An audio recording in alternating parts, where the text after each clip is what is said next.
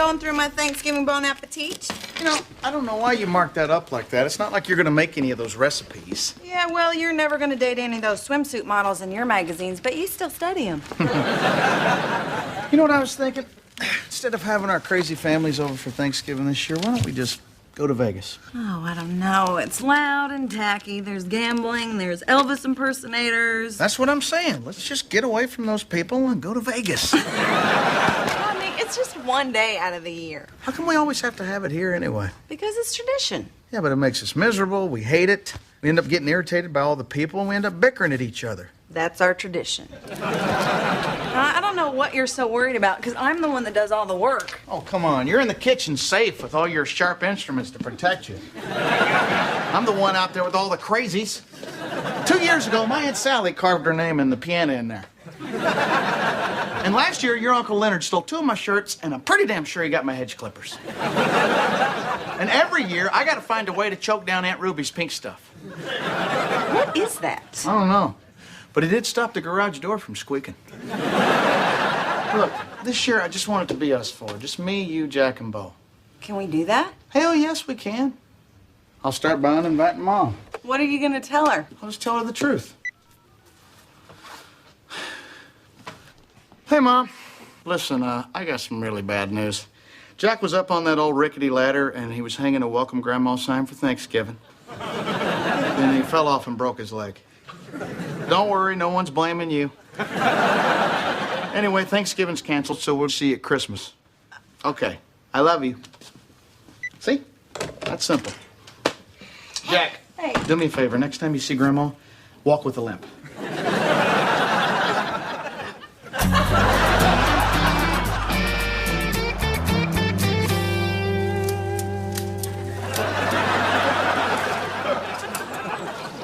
Well, I gotta tell you, buddy, I am really looking forward to Thanksgiving this year. Yeah, why's that? Because I got myself a state-of-the-art deep-fat turkey fryer. Only 1 hour to cook a 20-pound bird, or 3.5 minutes to cook a squirrel that lost its footing. If you want to, you can borrow it when we're done with it. Well, won't be needing it this year. Our turkey ought to be small enough to fit in a toaster oven. What do you mean? We didn't invite anybody. You can do that? Yeah. This year, it's going to be me, Trina, Bo, and Jack, which means me and Trina are finally going to have a nice, peaceful Thanksgiving. You really got nobody coming over? Nobody. Wow. I mean, you have taken the family get-together and you have completely removed the family and the getting together. I kind of wish I had a bigger family so even more people weren't coming. Hey, sis, you home? Yep. Oh, good. Can I borrow a cooler and some chips and a couple of sandwiches and some drinks? Sure. No, nacho chips. Don't you have anything else? You know where they have a large variety of chips? The store. It's just that I have another date with Jim, and he is totally amazing. And I'm doing everything right, which means no, I am not sleeping with him too soon. See, the last guy I went on a picnic with brought nacho chips, and I got that orange stuff all over my face, and he started wiping it off, and one thing led to another, and we wound up doing it. So no, nacho chips. You know, it seems like I've heard this story before, only last time you were eating ribs. Well, I can't wait for you guys to meet Jim on Thanksgiving. Speaking of Thanksgiving, Rodney, What? speak of Thanksgiving. You want the mustard? It's yellow, too. Okay, Charlie, look. This year, we're just having a small Thanksgiving. Thank God. Because between your family and my family, this place is like a zoo. This is exactly why it's just going to be us 4. Gotcha. You, Trina, me, Jim. No. Me, Trina, Bo, Jack. Plus me and Jim. I'm getting 6. Look here, Charlie. Here's a table. Here's me, Trina, Bo, Jack. See? 4. Plus me and Jim. I'm still getting 6. Hey, Sweet Pea. I brought you the table you borrow every Thanksgiving. I already hosed it off. You want it in the house or out here? Well, Daddy, the thing is that, In or out? My back's about to spasm. We gotta come. Jim will see everything that you guys have, and he will want the same things with me. No, you're not coming. Do you want me to get married and be out of your house forever or not? I don't care if you get married. So, Daddy, that's why this Thanksgiving it's just gonna be me, Rodney, Bo, and Jack. So see you on Thanksgiving. I'll bring the cranberry sauce. Hey, Daddy. Fine. Don't worry about me. I'll just have my turkey in the church basement with all the other parents of hateful daughters. Okay, Daddy, we'll see you at 3. Better make it 3:15. I gotta stop by the gas station and pick up my famous homemade pumpkin pie. What the hell just happened here? Well, first you back down, and then I back down, and now we've got 8 people coming to dinner. No, I count 7. No, 8. I invited my dad, and now you've got to invite your mom. You know how competitive they are? Okay, 8, but that's it. That's got to be it. More than that, my plates won't match. Honey, please. We haven't had plates that match since your cousin tried the pull the tablecloth trick. Hey, Mom. Good news. Thanksgiving's back on. Turns out Jack just sprained his leg. So who'd you tell first, me or Carl? Of course I'm telling you first. What do you want to bring? Pumpkin pie. No, Carl's already bringing that. Why don't you bring a salad? And I'm serious. We're keeping it small. I understand, small, but more from our side. No. You show up and you got somebody with you, they better be in a bowl and their name better be salad. I'll see you Thursday at 3. Okay, Connie, 3 o'clock at Trina and Rodney's. Yeah, that's right, Dylan. 3 o'clock at Trina and what's his failures? Oh, you gotta bring her. She makes her own vodka. Hell, bring him. That's what minimum security prisons are all about. Oh, and Ruby, honey, we're counting on you to bring your pink stuff, because it's Rodney's favorite. Excuse me. Sorry. Love your sweater. Yeah, it's crowded. You seen the line for the bathroom? Yeah, we're in it.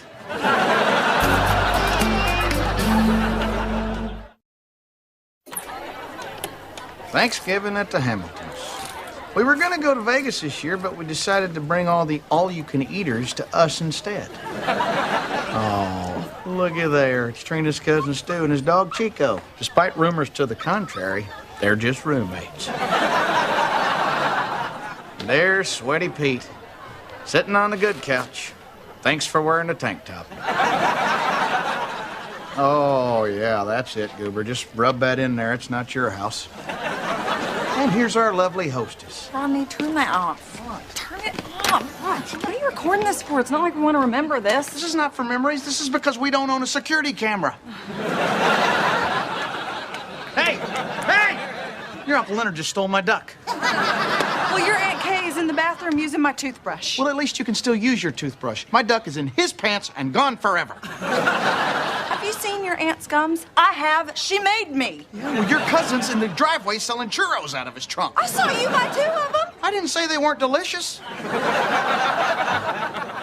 What is happening here? We're letting them get to us. We are, aren't we? Yeah, I'm sorry. me too. Look, we couldn't stop them from coming, but we don't have to turn on each other. You're right. We're going to get through this. Yeah. We are not the enemy here. They are the enemy. Hi, Grandma. Hey, you guys. I want you to meet Jim. Jim, this is my sister Trina and her husband, Rodney. Hey, Rodney. How you doing? They're happily married. You guys have a real nice place. Thanks. Oh, thanks. You should see it when it isn't buried under all the... that. I love big family gatherings. Growing up, it was just me and my mom. She was kind of the black sheep of the family. It's kind of hard to tell who the black sheep in this group is. Would you stop? What are you trying to do? Build an exact replica of our house at your house? Hey, y'all, Patsy's here. The party can now begin. Yeah, Patsy's here. It's time to put a red bulb in the porch light. Hi, Mom. Thanks for keeping it small. Yeah, well, small is right. Where is everybody? Remember to limp around your grandma. Oh, there's my sweet boy. Oh, I brought you some video games to keep you busy while you stay off that hurt leg. Really hurts. How come I didn't hear about your leg? They probably only told the grandparent that he feels closest to. And they're off. Why don't we go try out those new video games? Yeah, on the computer I bought him for his birthday. Carl, you know, it isn't good to give kids everything that they ask for. Really? It isn't good to give sailors everything they ask for. I gotta hand it to Carl. That was a pretty good one.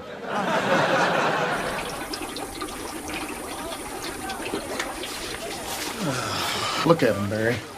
Me and Trina's family. They're the reason most traffic signs don't have words on them. Well, I gotta say, your small Thanksgiving bears a striking resemblance to your regular Thanksgiving. Shut up, Barry. How come you're not at your house anyway? Oh, my family already came and went. We have Thanksgiving dinner at 10 a.m. Jeannie can't wait. So you're gonna eat turkey twice in one day? Oh, once you've had deep fry, you'll understand. I'm telling you, it's crispy on the outside, moist and succulent on the inside. Buddy! I know it's bad for me, but my liver's gonna give out way before my heart does. Let's quit talking and get to dying then. Now look, this fryer gets real hot. And it doesn't have a thermostat, so we gotta watch it every minute so it don't blow.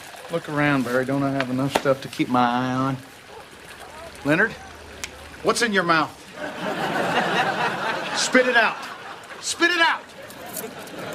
These are my keys. These are my keys, Leonard.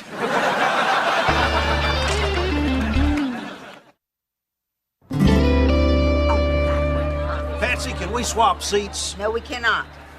But this chair, which I happen to have bought, just happens to be perfectly positioned to watch the football game. Well, I co-signed on the house, and the house trumps the chair, so I ain't moving this ass.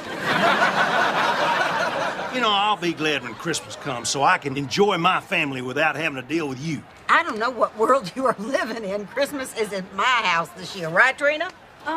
Could we just argue about the holiday we're actually having? You're coming to my house. I already bought a tree. If you already bought the tree, it'll be dead by Christmas. It's artificial. Oh, you mean fake, like your ridiculous cowboy persona? No, I mean fake, like your new tatas. Oh my God!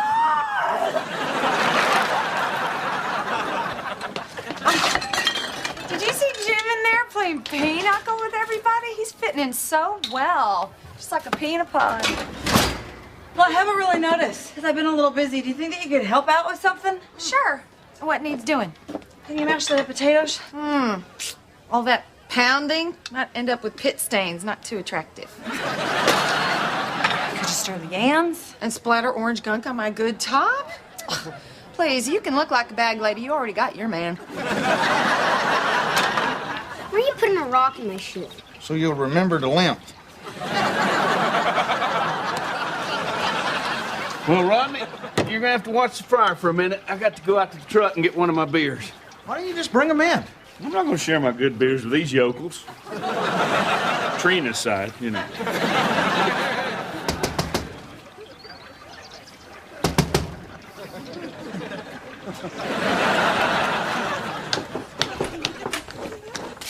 What are you doing? Why are you still in your pajamas? Oh, I just thought I'd lounge around today and have a little me time.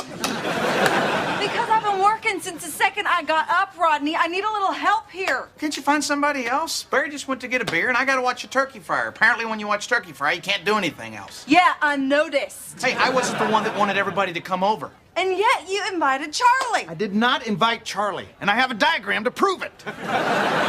Besides, you were out in the backyard being a great big chicken. No, I was out in the backyard uninviting my dad. Well, what's his uninvited ass doing in my house? You know, you two always get in a fight. Kind of brings the whole day down. We're not fighting. Yeah, we love each other. Yeah, we're not the enemy. You are. And give me back my damn duck. I'm gonna go take a shower, do something of use in the kitchen. I can't. I gotta watch the fryer. Well, watch it through the kitchen. I can't watch it through the kitchen. I can't see over the big pile of dirty dishes you left in the sink. I might kill you today. Dad? Mom? What are they doing? What was Grandpa doing to Patsy? He was checking her for ticks. Go play. Be a child forever.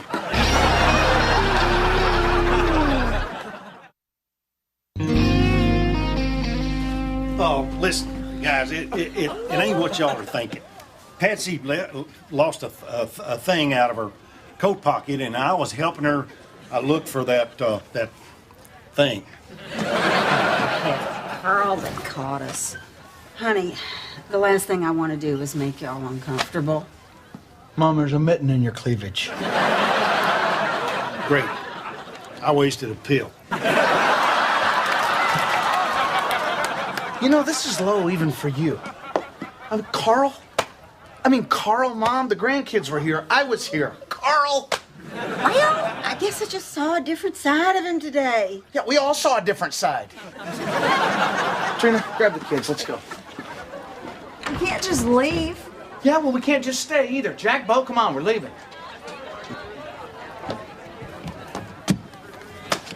We're blocked in. Who's got the RV out front?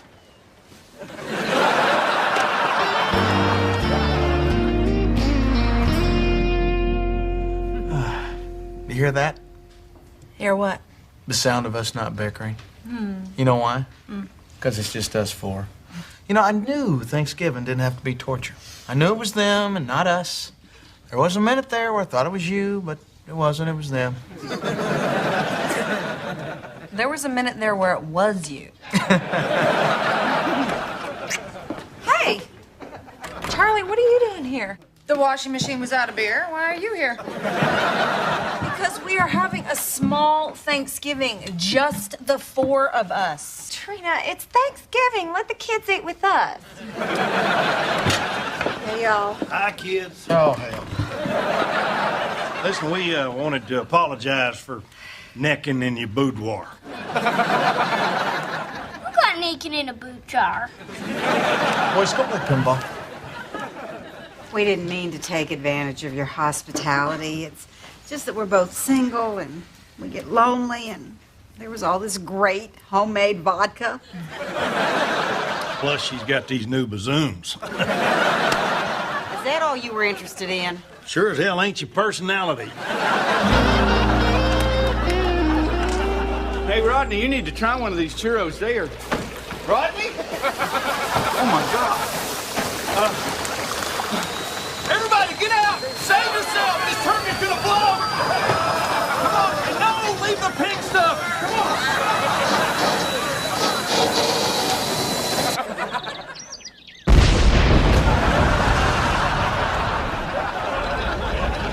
Whoa, what was that? Well, we know it wasn't Carl and Patsy because they're here with us. Jim, I'm so sorry. My family is crazy. Are you kidding? I thought everybody I met tonight was great. Well, thank you very much, Jim. That's nice. Actually, I didn't talk to you two that much. You seem kind of busy fighting. Fighting? No, it's more like bickering. But everybody else was great. Cousin Stu, Aunt Ruby, Uncle Leonard. Love him.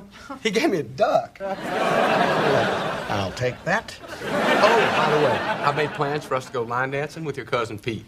Sweaty Pete? You know, he really finds that hurtful. Oh, but listen, Aunt Ruby invited us over this Sunday for sweet tea and bridge. You know what? We're done here. That's it. Over. What? I thought we were having a good time, and I love all those people. I don't like most of them. Really? Mm-hmm. Well, then we don't like you either.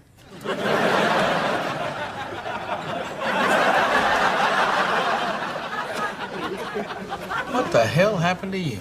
Watch the fryer. I could not have been more clear. Harry, I'm sorry.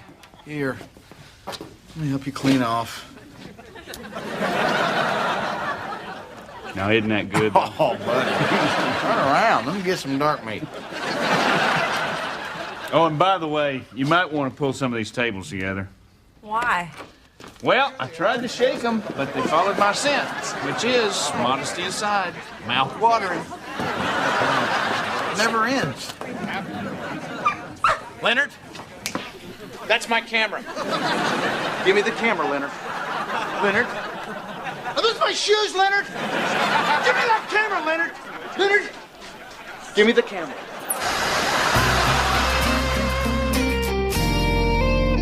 Well, we did it. We finally did it. Quiet family Thanksgiving. I am thankful to be in my own house with my own family that I love. I'm thankful Dad lied to Patsy so I could get all those video games. Welcome, buddy. I'm thankful for my scooter and waffles. Thanks a lot, Bo. Now I'm gonna have to think of a new one. I'm thankful for you guys, because you mean everything to me. Oh, that is so sweet. Okay, we're done here. Thank you so much. We really appreciate it. This is the only thing that survived the blast. Rodney, guess what? Heavenly.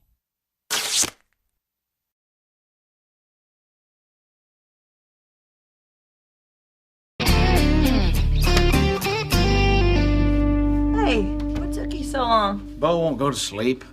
He wanted to know why the tooth fairy pays kids for their teeth. What did you tell him? I told him she needs them because she's always getting hers knocked out in bar fights. Lord, Rodney. Why don't you just tell him that Santa Claus is a serial killer when he's not delivering presents? Because he did not ask me about Santa Claus. Love you. Love you. Good night. Good night.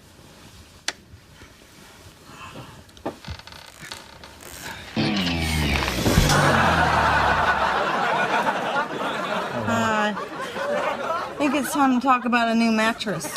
You know, a new mattress has got to cost like $600. We can't afford that right now. Besides, we've had so many great memories here. And here. And remember over there? Yeah, that was way better for you. I'll tell you what I will do, though. Tomorrow, I'll go down, I'll pick out a nice, big, thick piece of plywood, and I'll just bring it home and stick it under the mattress. Plywood is your answer for everything. You always say plywood is my answer for everything. I'd turn my back on you right now, but I can't. How about tonight we just flip the mattress over? Maybe it'll be more comfortable. Okay. There. Well, I guess we should have seen this coming. There. Now get in before the swelling comes back. Good night. Good night.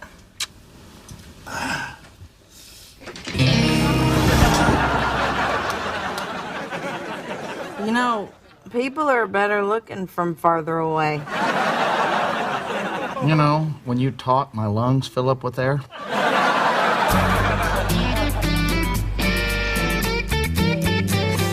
Oh, look, Grandma and Grandpa just got up.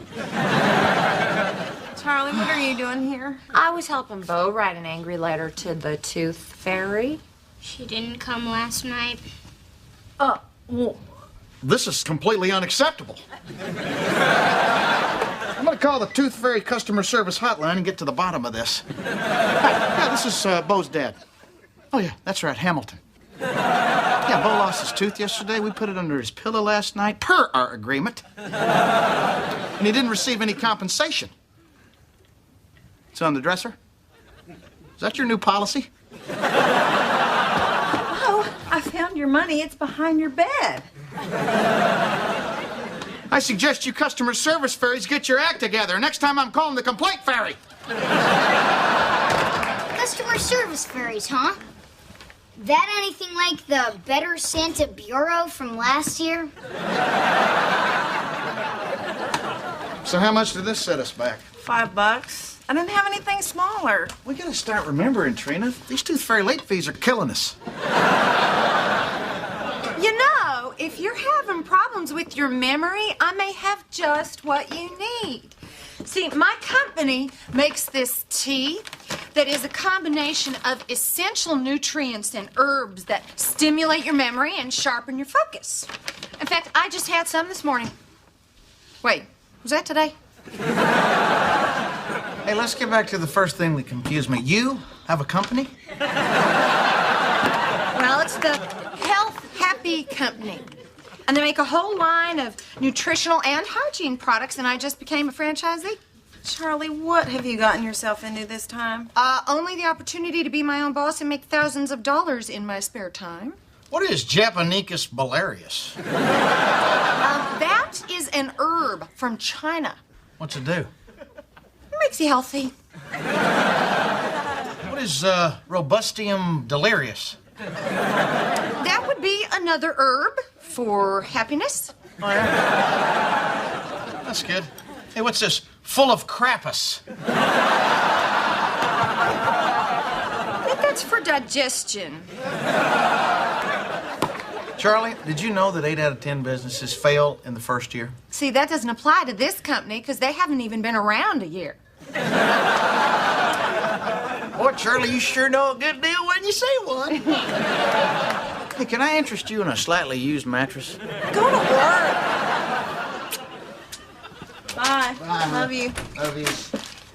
Sweetie, I gotta say that this sounds an awful lot like a lot of your get-rich-quick schemes.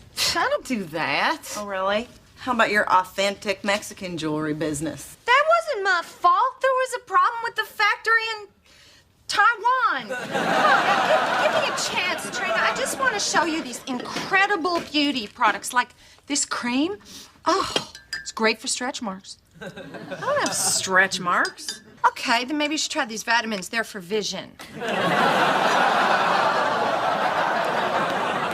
I'm not buying anything, and stop working me. I was just going to offer you some free samples and a chance to tackle those giant pores. I don't have giant pores. Hang on just a second. Let me consult my sales guide. I don't have giant pores. Giant pores. Ah, here it is.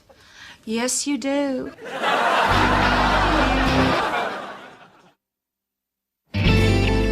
Okay, Rodney, what we're looking for is real linoleum. Real linoleum is made out of a mixture of 2 chemicals. What are you doing?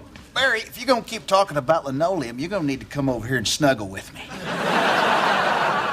Come on, Rodney, we got work to do. I'm serious, Barry. Do me a favor. Just lay down on this mattress and tell me what you think. All right, but my top's staying on. Isn't that great?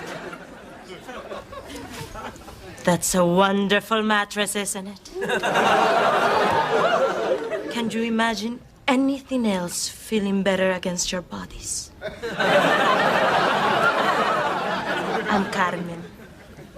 Say something so she don't leave. Don't leave. Well, I see that you gentlemen are smart shoppers. Because when it comes to buying a bed, it's always wise to bring your partner.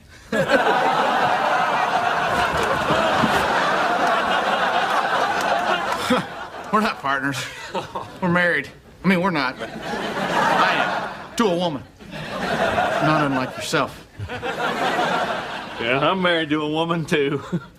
Very unlike yourself. May I ask, what is your name?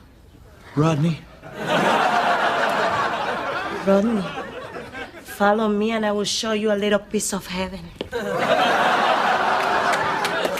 I don't know about heaven, but I can recognize God's work when I see it.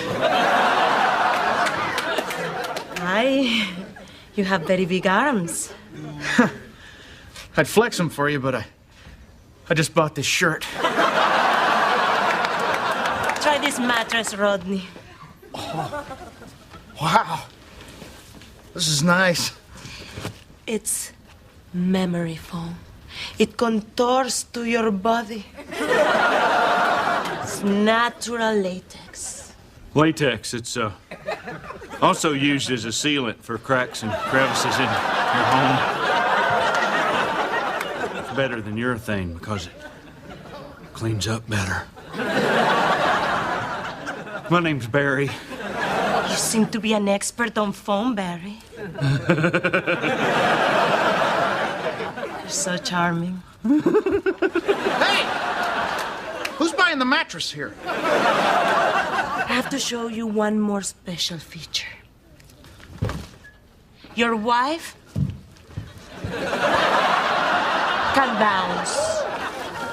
She can roll. She can turn, she can toss.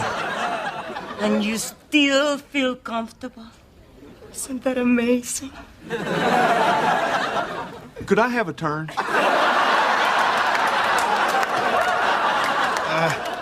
Hey, how much is this mattress? $1,100. What? I can't afford that. Rodney, you spend 1/3 of your life in bed. Now, I don't know your wife, but as a woman, I know I couldn't control myself if you brought this bed home with you. Sold! Of course it's your call. And no payments for 18 months? Oh, I don't know. It's... You're not going to break my heart, are you, Rodney? I would never do that. Great. I'll be right back. What just happened? I just made a big deal to Trina about how we can't afford a new mattress. Now I'm spending $1,100 on one. She's gonna kill me. Well, don't buy it then. You're right, I won't buy it. I'll just tell Carmen I'm not buying it. Do you want me to put this on your store credit? Yes, ma'am.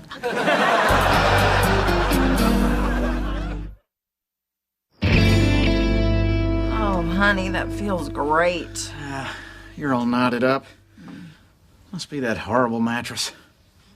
You know, I was thinking about last night. I think maybe you were right. I think maybe we do need a bed. No, I think you were right. We really can't afford it right now. No, you were right. After all, we do spend a third of our lives in bed. What made you change your mind? I don't know. I got to thinking and started to realize how selfish I was. Honey, what are you doing? Did you buy a new mattress? It's not just a mattress. It's a sleeping system. Ronnie, we had a whole discussion about buying a bed, and we decided that that wasn't a good idea. Oh. This is nice. Yeah. Oh. I feel like it's hugging me. That's the miracle of memory foam.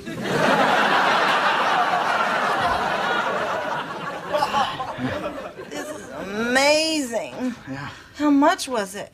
You can't put a price on comfort. Rodney.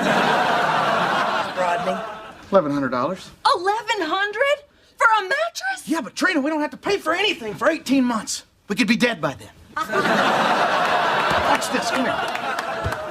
Feel this? What am I supposed to feel? Nothing. That's what you pay for, Trina. Nothing is expensive. It is pretty comfortable. So you're not mad? No, I'm not mad. I love you. I bought a few things from Charlie today, and I love you too. A few things? How much does a few things cost? A couple $100. Get out of my bed. No. I was helping my sister get started in a new business, and since I assumed we would still be sleeping nose to nose, I thought that you might appreciate smaller pores. Trina, she just conned you into buying a bunch of crap. No, you're wrong. They are performing miracles at that company. There was this girl, she had huge pores on her face. I swear to God, she looked like a sponge, and now she's on TV picking lottery balls in Wisconsin.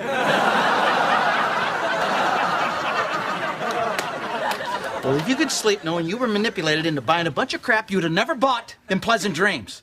But if you toss and turn all night long, thanks to memory foam, I won't feel it. Fine. Good night. Good night.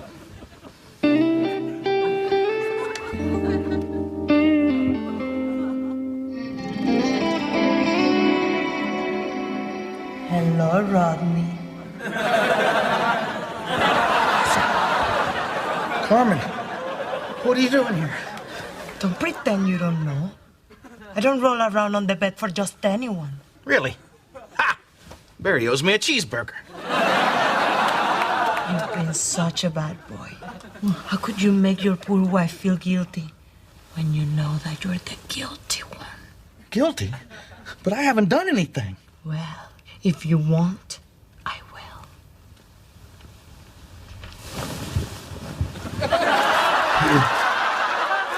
Already ate all the fries.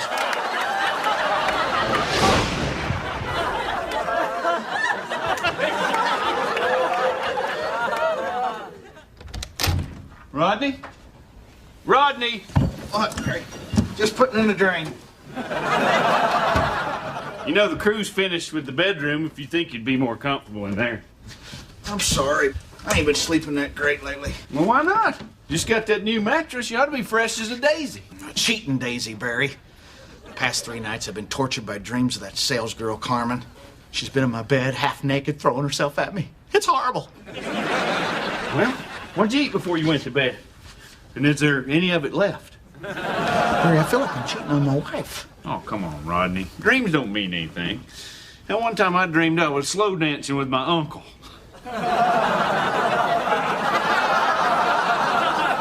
Let's get back to your problem. All right, let's say you dreamed you were driving a new 4x4 truck. Would that mean you were cheating on your old truck? That depends. Is that 4x4 giving me a lap dance? I gotta tell Trina. No, you don't. Now, that is exactly what you do not want to do. I gotta get rid of this guilt, Barry. The only reason I bought that mattress is because that sales girl was hot. If I don't tell her, I may never get a good night's sleep. Okay, that's a good idea. Let's just both start telling our wives our sex dreams. That way we can finally get our own place together. I guess you're right. These dreams can't go on forever. We have to stop. I can't do this anymore. Okay, then let's do this. Dear Lord, we're in public. They're having a white sale. Trina never misses a white sale. Stop filing it, Rodney. Okay, but we're getting sloppy. Okay, honey, get up. Get out of bed. Come on. What? We gotta talk. Well, what? Shh, not in front of the mattress.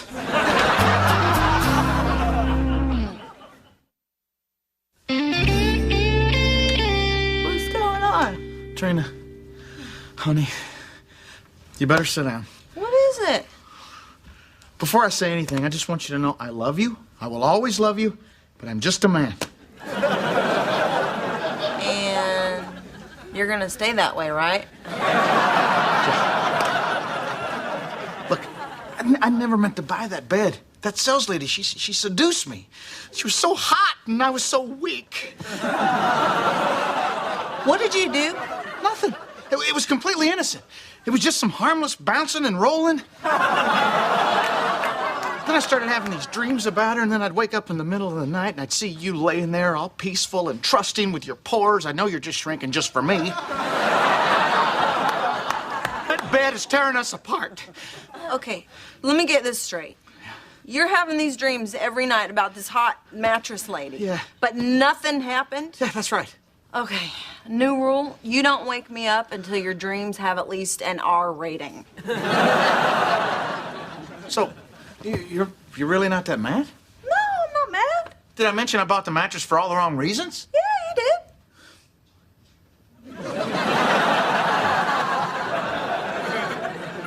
What'd you do? Nothing, good night. Hey.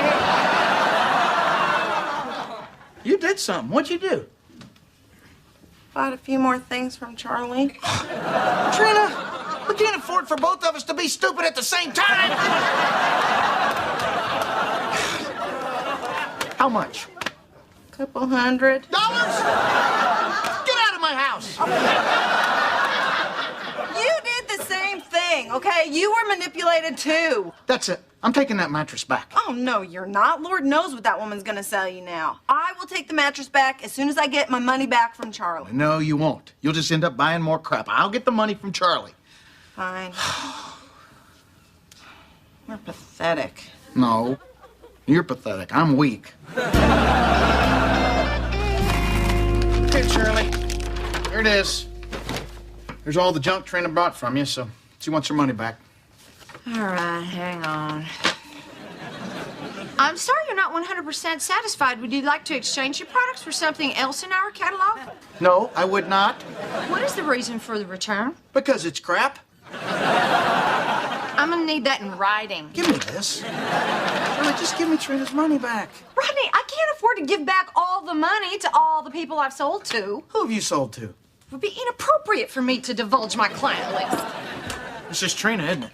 How'd you get my client list? Was that your plan? You're just gonna sell everything to Trina? Yeah, but I didn't really think of it as a plan. Shirley, when are you gonna get serious about your future? That's what I'm trying to do. Yeah, but you just jump from one quick fix to another. It doesn't work. Well, Rodney, look at me. I am 33 years old. I don't have a career because I didn't go to college. I live in a crummy little apartment. This just isn't where I thought I'd be at my age. If I didn't have small pores, I wouldn't have anything. Really? If you want your life to be better, you gotta stop with these goofy businesses, you know? Find something you love and the success will follow, and eventually the money. So you make more money now as a comedian than you did at the fiberglass plant? I believe I said eventually. So as you can see, the coils provide maximum support as well as maximum comfort. Excuse me. Are you Carmen? Of course you are. Can I talk to you for a second? Excuse me, gentlemen. Hi. Is there anything I can show you today? I'm just here to return the mattress you charmed my husband into buying. I need a cheaper model. The other one's out in the truck. That is not a problem. Follow me.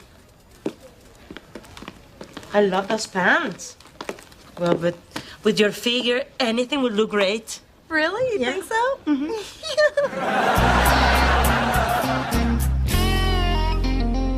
Thanks for talking to Charlie for me. No problem.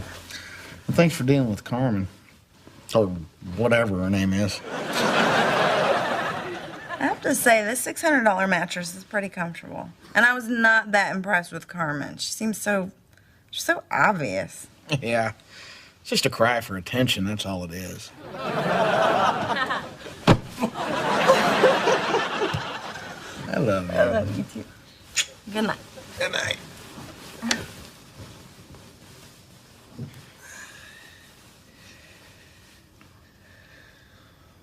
I bought $200 worth of sheets from Carmen. I loaned Charlie $100 to enroll in community college. We're pathetic. Yeah, but at least we'll sleep better. Good night. Good night.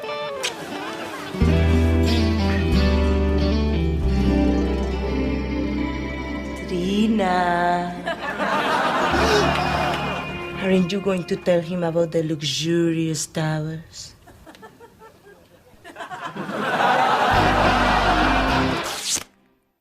Heavenly.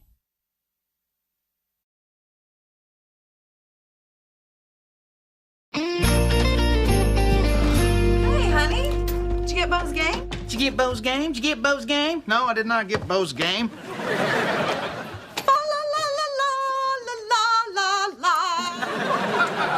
Sorry, honey. It's just that I've been everywhere trying to find that Garthon 4 video game, and I even pre-ordered it at this one place and went to pick it up. This is what they gave me. Well, this isn't Garthon 4. It's a foreign movie called Garçon 4. A heartwarming tale of 4 French waiters on holiday. That sounds pretty good. In that case, Merry Christmas. You know, it's not a bad idea for a kid to learn he can't get everything he wants. Yeah, honey, but not at Christmas. I mean, Bo wanted a Garthon 4 video game, and that's what he's gonna get. We're getting him plenty of other presents. We got him that cute little sport coat and the socks and those little corduroy trousers. Oh, Trina, those are fun presents. Why don't we just stuff their stockings with school books and vegetables?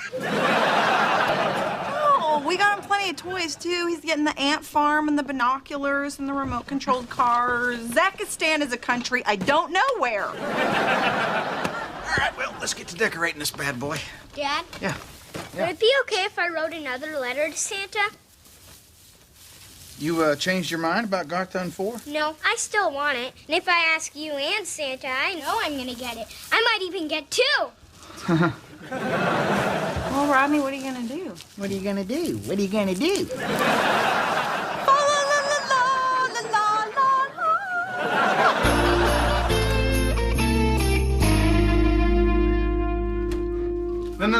No, honey, don't touch that. Why? I'm in the middle of that internet auction for that Garthon 4 video game. Listen, if you're gonna spend a lot on that game, forget it, because it's gonna be in the half price, but in a month, and Bo can wait. Trina, I know what it's like to be disappointed on Christmas, and I don't want him to feel like that.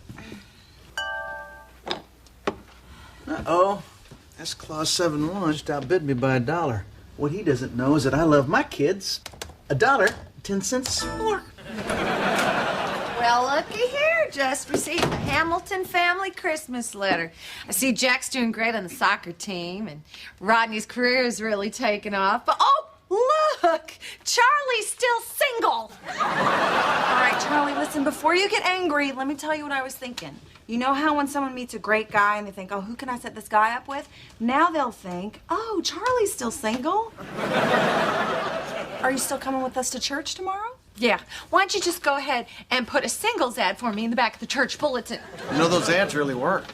Barry gets rid of a lot of his useless old junk with those things. Anyway, we're gonna get there early tomorrow so we can get good seats. Why don't you come by around 4? 4? The services don't start till 6. Okay, better make it 3. I want to get there early so we can sit in the main room because I'm tired of sitting in the narthex. Well, if I'm gonna sit in the front instead of the back, then I'm gonna need to buy a dress with a low-cut back instead of a low-cut front. Charlie, it's church. You're not supposed to dress sexy. Fine, I'll just borrow something from your closet. Trina, I do not want to sit in the good seats. I want to be near the exit. Last one in, first one out. Rodney, when I was a little girl, going to church on Christmas Eve was my favorite part of the holiday. And we got to sit up front and see everything. And it was magical. The magical part is that your dad could be around all those crosses without bursting into flames. Rodney, I'm serious. Our kids never get to experience that. We show up late, we sit in the overflow room, we listen to the service on those crappy speakers, and they never get to see the pageant or the choir or the donkey. There's a donkey? Yes! And you would know that if we ever got to sit in the main hall. Why does it matter where we sit? We don't go all year, then Christmas rolls around, then well, suddenly we got to sit up front. Stop complaining, we're going. You know what it is? You feel guilty because you never go. Then you want to make it up all in one big day of worship. You're a binge worshiper. Excuse me? I am not. Then how come we go to church only on Christmas and Easter? You know what?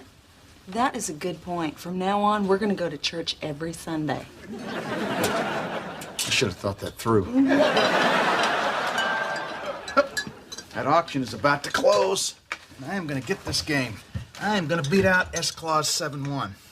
Take that, S-Clause 7-1. What happened? I lost my connection. Oh, I didn't know you were online.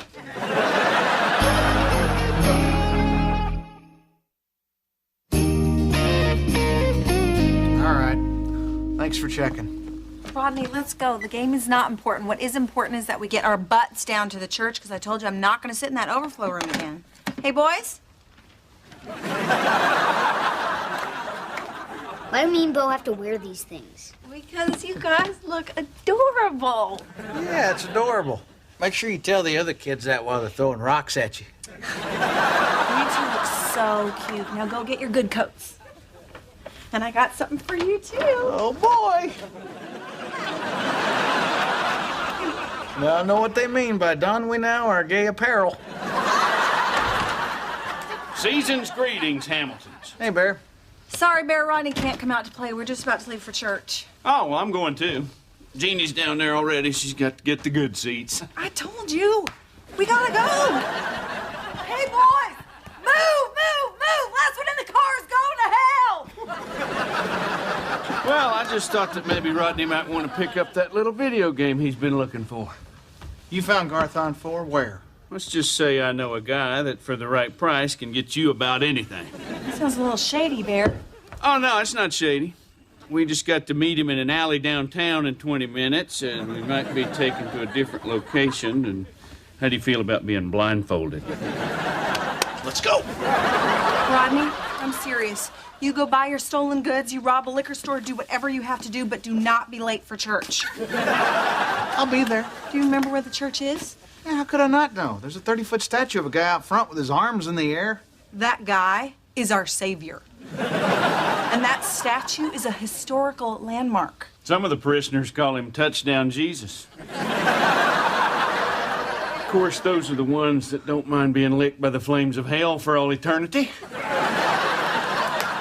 Hey, Rodney, can you do me a favor since you're going downtown? Save me a stop and pick up a toy for the charity toy bin? Better get your coat on, buddy. It's cold out there. Ah, I need that to save your seat. Trina, it's cold out there. Oh, really?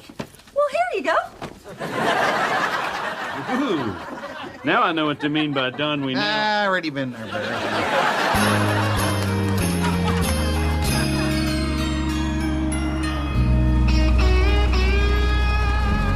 That's him.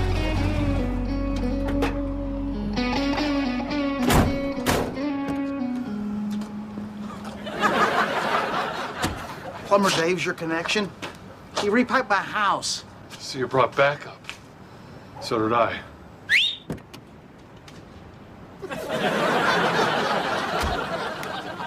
Backup? It's Barry. You work for him. No first names.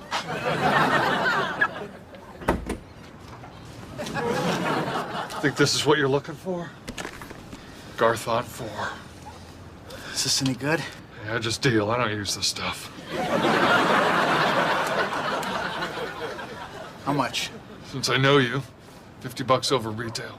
$50? Isn't that a little steep? I just paid $80 for this on the internet. Wait a minute. You're S-Clause 7-1. For the last time, it's pronounced Sclaws. It's my middle name. He's Dutch. It's a fuzz. Wait a minute. Wait a minute. See you at work on Monday. Drive safe.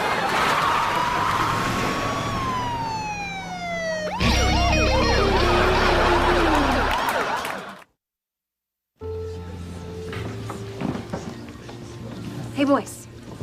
Come here. I am so excited for you guys because you're finally going to get to experience what Christmas is all about. Is that where Santa sits? No, that's where Reverend Stemple will give the service. And where does Santa stay? Santa doesn't come to church. Then why do we have to go to church? Because that is what Christmas is all about. Now sit down and soak it up. Mom? What? I have to go to the bathroom. Me too. All right, you boys go to the bathroom and come right back. I don't know where it is. Charlie, do you know where the bathroom is? Do churches have bathrooms?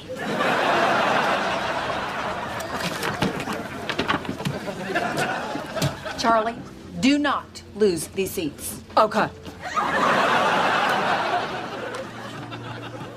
Come on, let's go, let's go. Hi, Hi, my name's Ben. Charlie. Can I buy you a free cup of coffee in the fellowship hall? Sure. Trina, watch our seats.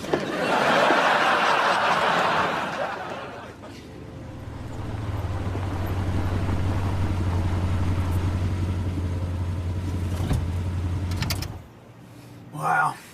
Look at that. Makes you think, doesn't it? Yeah. Every Sunday, you know, I pull in here and I gaze up at that statue and I think, how can I be a better person?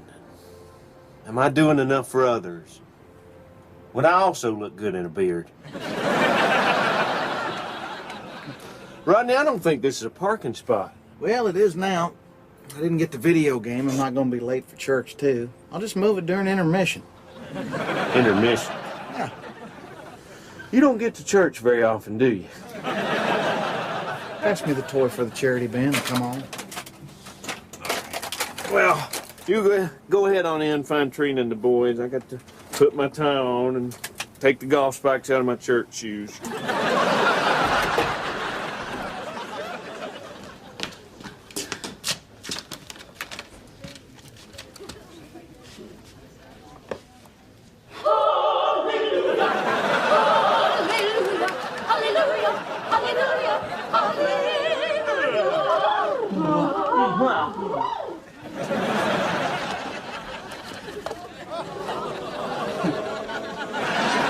Reverend Stemple?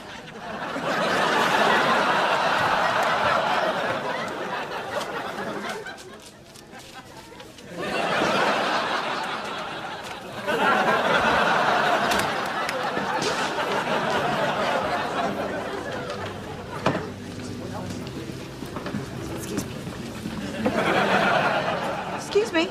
You're sitting in our seats. I don't think so. We've been here for quite a while. No, you haven't. I took my boys to the bathroom, I came right back, and my sister was saving these seats. I had my coats down. Where are my coats? What do they look like? Like coats. Excuse me, usher, excuse me. I brought my boys here early so they could experience Christmas, and these coat stealers stole my seats. Sorry, there's no seat saving in church. Well, they broke the 7th commandment. They committed adultery?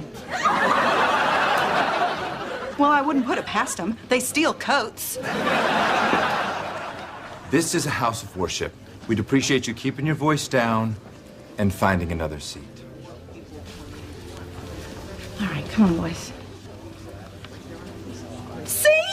Coats! I cannot believe you people. Would you stuff my sister under there, too? Shame on you.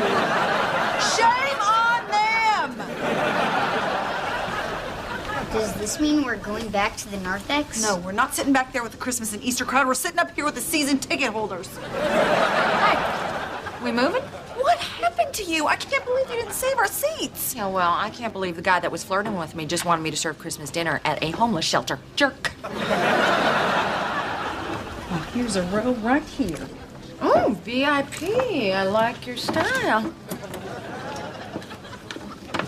Sorry, ma'am. Now you're sitting in the reserved seating. Huh. That's funny, because you told me there was no seat saving in church. Ha!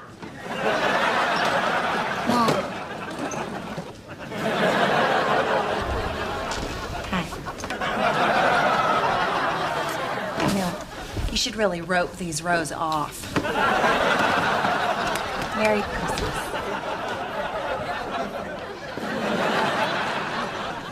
What are you doing back here? I got the video game. I got Garfunkel 4. Where? There. Please tell me there's a toy store in that church. I got it out of the charity bin. Oh, Rodney. This is a new low. What, wasn't there an orphan boy in there so you could rip it out of his little hands? Harry, I feel bad enough as it is. But you know what I went through to get this game? I saw it, I grabbed it, it's done, no one will ever know. You were saying? Be cool, Barry. Be cool. Hi. This is my game. I bought this. I don't have my receipt with me, but I bought it. With money. Good for you. We need you to move your truck. You're parked in the fire lane. Oh, no problem. You got it, officer. With money!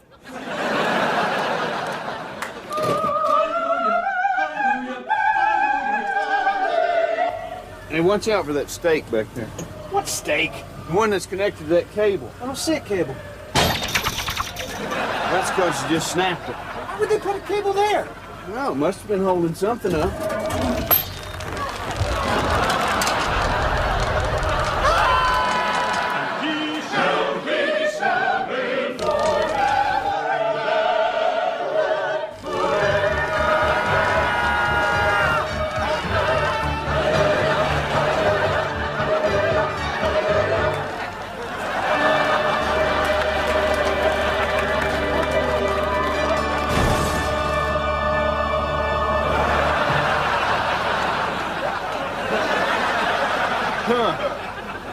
It's almost as if someone's trying to tell you something.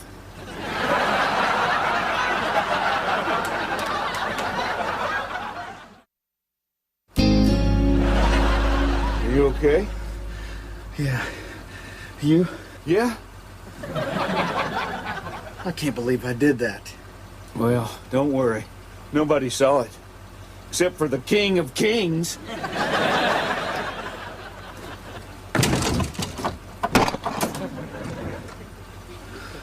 I'll back up. Well, I don't know where you think you're going. He's everywhere. Hey, we can kick out the back window. I just put that in. I'm not breaking it out. Well, you didn't have any problem taking down a statue that stood in front of this church for over 100 years. I'm not breaking my back window. I'll just call the police and they'll get us out. All right, well, just be sure that you specify that we are the brown truck under the giant Jesus statue. Yes. Merry Christmas. I'm at the Tulsa Trinity Church in the parking lot, and Jesus is on the hood of my truck, and he's holding the door shut. No, this is not a prank call. Yes, as a matter of fact, he does have the whole truck in his hands. Don't hang up. Don't hang up! What are you doing? It's almost like his eyes are following me. I'd like to thank everyone for their generous support to help us restore our beloved Blessing Jesus statue. Because of all of you, he will stand tall for another 100 years.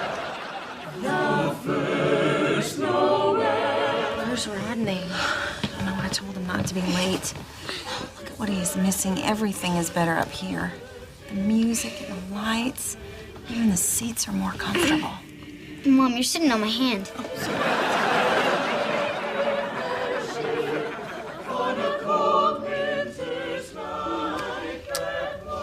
Great. What? Well, that's what they get for showing up late. Don't make eye contact. And do not wave. What are you doing? We need to give him our seats. Come on, let's go. We got here so early. We talked about this all week.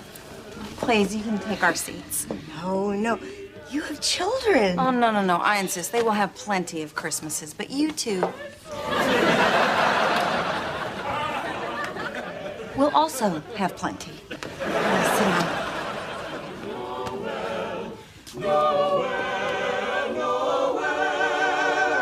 Born is the King of Israel.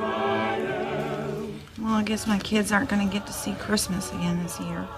You know what? I think they just did. What are you talking about? They saw you give up something you wanted for someone who needed it. That's very Christmassy. I even got a little teared up. Thanks, Charlie. Of course, it was probably just that old lady's perfume. All right, boys. Let's go find some seats in the narthex. How did it come to this, Barry? I was just trying to get my son the toy he wanted for Christmas. No, we've all done that. Remember that time me and you went all the way to Dallas because I had a hot lead on a blue Power Ranger for Barry Jr.? A couple days after Christmas, I found that thing in the gutter with a firecracker duct taped to its ass. I woke up like that once in college. Well, the point is, in a couple of weeks, Bo's gonna forget all about that video game. Yeah. I just didn't want to be like my dad, you know? I remember one year wanting this toy so bad, and he didn't come through, and hell, he didn't even show up. What was the toy? You know, I don't remember. So what you really remember is that your dad didn't show up? Yeah. I guess. What am I doing, Barry? Been running around acting crazy looking for some stupid video game instead of spending time with my boys. What are you doing? I'm spending Christmas Eve with my family.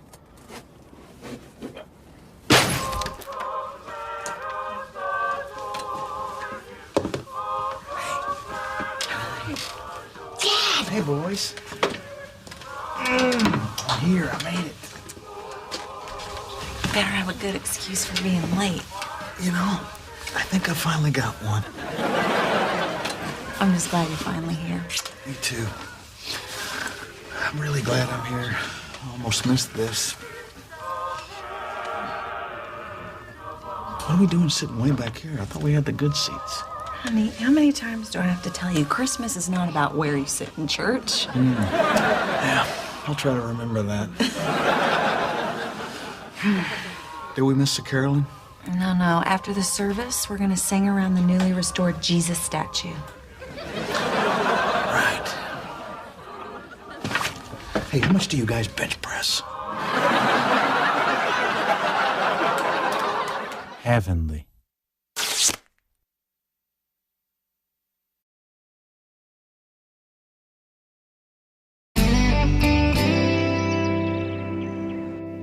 And now, the hottest act soon to appear at the Jefferson Elementary Parent-Child Talent Show. You've seen him lose his teeth. You've seen him wet his bed. Now here he is, with his son Jack. The Hamilton Boys. All right. This here is a song about a boy and his dad. Written by a boy and his dad. It's a story about a boy and... Dad, well, I'm still a boy. Sorry. Hope you like it. Boy and his dad. I'm proud of my boy. And I'm proud of my dad. Sometimes I make chicken. Sometimes it's not bad. Some folks think we're crazy. And we should settle down. I say pull my finger, and you'll hear a trumpet sound. A trumpet sound! A trumpet sound! A trumpet sound! What is that? It's dancing. I don't think so. Oh, trust me, Jackie. These moves drive the chicks crazy. I don't think so. All right, from the top. Here we go. I'm proud of my boy.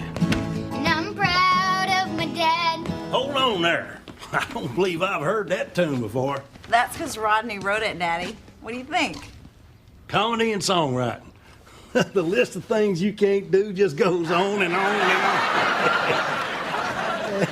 Gosh, Carl, that's awful nice of you to laugh at your own jokes. That way the rest of us don't have to.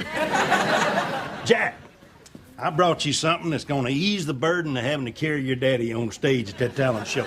My lucky hat. What's so lucky about an old cowboy hat? Only that I was wearing it on the night that I recorded my big smash hit single, Forever Ain't Forever One.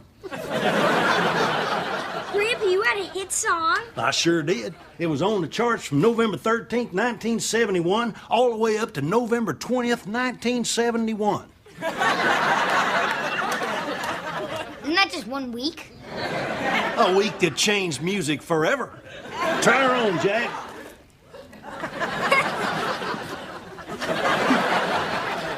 Okay, one more with a hat. I'm proud of my boy. And I'm proud of my dad. And sometimes I make chicken.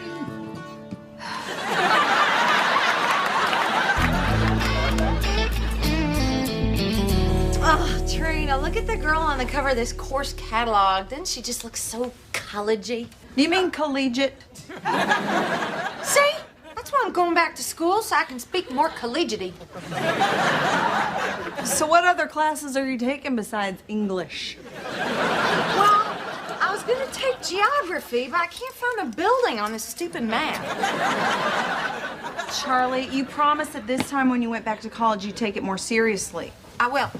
And I want to thank you again for loaning me the tuition money. No, it's not a loan. It's a gift from me to my big sister who I love. It's just our way of saying we're doing a little bit better than you. If you loved me before, you are going to love me even more now. Honey, for the last time, you don't get credit for replacing the toilet paper roll. It's just something you do. Actually, I just booked a gig at a comedy club in Phoenix. It pays me $500 for one night. Get out of here!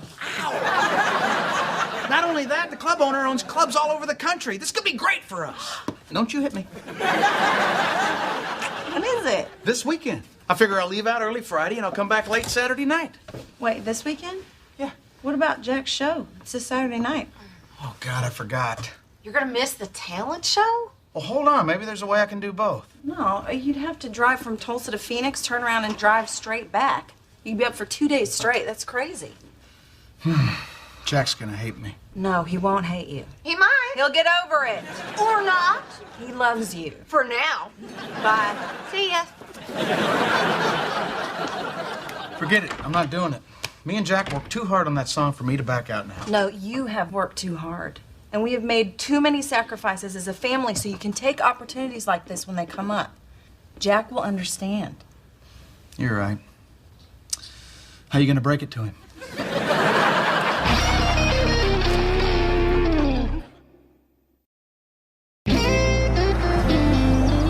So I got a chance to perform out of town this weekend. So you gotta miss the talent show? Buddy, it kills me to have to do this, but me and your mom talked about it and we decided it's the right thing to do for the family. One of these days when you're a dad, you realize that you have to make hard choices, and this is just one of them. I'm really sorry.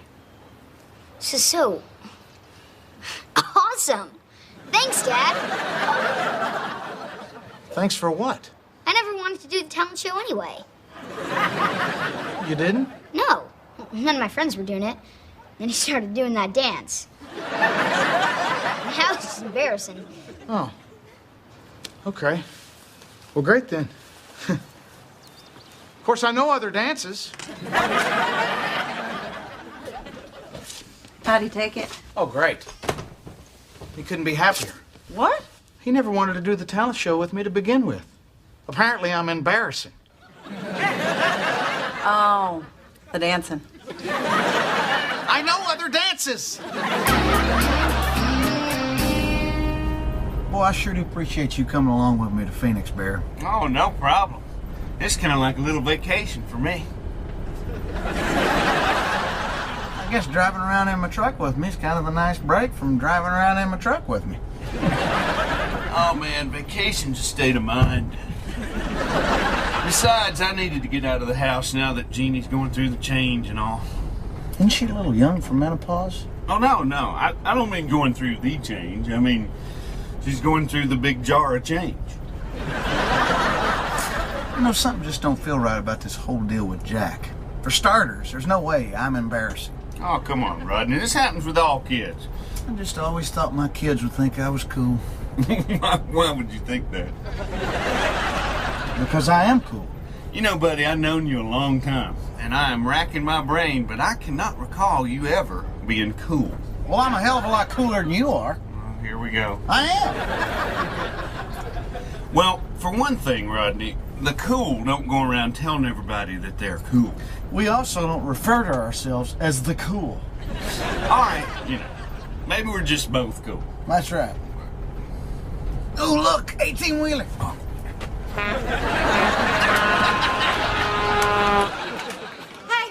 Hey.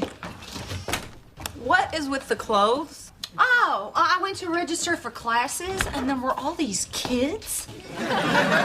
They were so young. Yeah, kids can be like that. So I went out, I bought some younger clothes.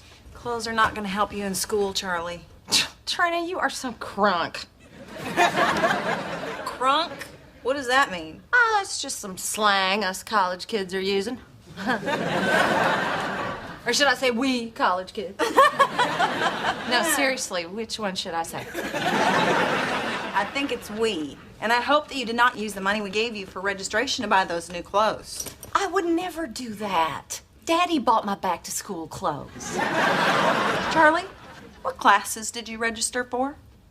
Register. Crunk. Hey, honey, how are you? I'm good. Jack hates Dad. Oh, that's good. What?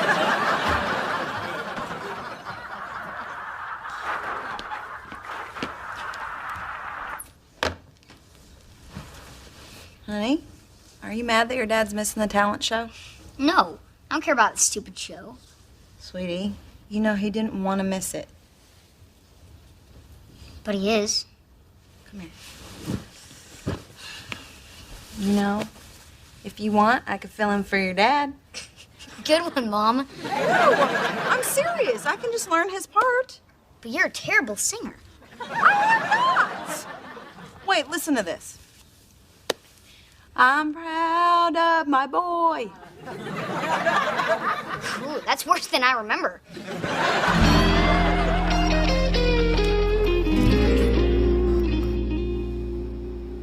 Rodney, What? are you awake? You know I'm awake. You can see me in the mirror on the ceiling.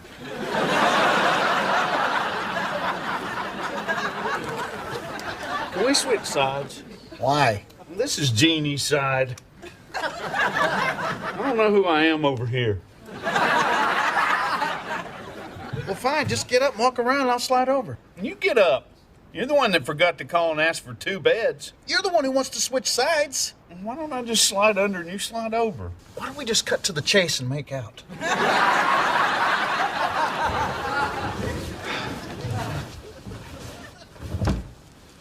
I'm gonna call Trina. Oh, tell her to call Jeannie and tell her that Channel 8 is Channel 15 here.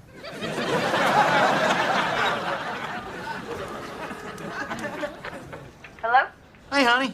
Did I wake you up? No, I was waiting for you to call. How was the show? All went great. Me and the club owner are already talking about doing more dates. You are the man. How's everything? How's the boys? Fine. So is Jack okay? Yeah, it's fine. So nothing to report? Nope, everything's fine. Huh. Okay. Well, I love you. Love you too. Good night. Good night. So, how's everything at home? Fine. She says everything's fine. That's good. No, it ain't. I thought you said everything was fine. Barry, things are pretty good at my house, but there's never been a time when everything is fine. Mm-hmm. Get up. We're going. Oh, come on. I just grazed your leg. It was an accident. Nope, getting in the truck and we're going home. Jack needs me. If we stay till 6 o'clock, we get a newspaper and a sweet roll. She lied to me to protect me. Just like Jack lied to me earlier to protect me. They're all liars, Barry. Great. That fellow at the front desk gave us a weird look when we checked in. What's he going to think when we check out 2 hours later?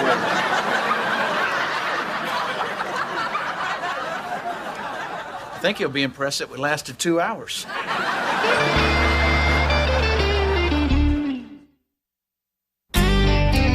Honey, you should have just told me that Jack was upset.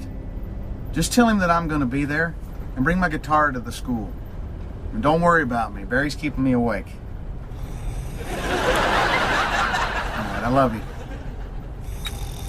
Barry? Barry! Oh, Jeannie, no! Wake up! You're having that dream again. Oh, okay, I'm up. Hand me that cup out of the floorboard. I gotta go. Oh, no. Barry, we don't have time to stop. You want to hold the cup or the wheel? Experience tells me the wheel. You got it? Yeah, I got it. All right. We just passed Winslow and we're doing 80 miles an hour. How much longer we got? Well, I'm figuring about 19 hours. 19? It only took us 16 to get here. Well, we're facing some headwinds, and there's a water slide outside of Sitcom that my guidebook says is a can't miss. You are not on vacation. Yeah, that's becoming real clear. I'm never making this mistake again. What, you need a bigger cup? I'm talking about choosing work over my kids. You can't avoid that. We all go through that. You do what you have to do to put a roof over your head and feed your family. Yeah, I guess you're right, but the only thing that's going to make me feel better is if I make it to Jack's show on time. Okay, you got it? Yeah. Here. Dump it out! That's just not going to happen. Where's Dad? The show's about to start. Sweetie, I talked to him about an hour ago. He's been driving all day and he's making a really good time. He will definitely be here. You go backstage and you get ready, okay?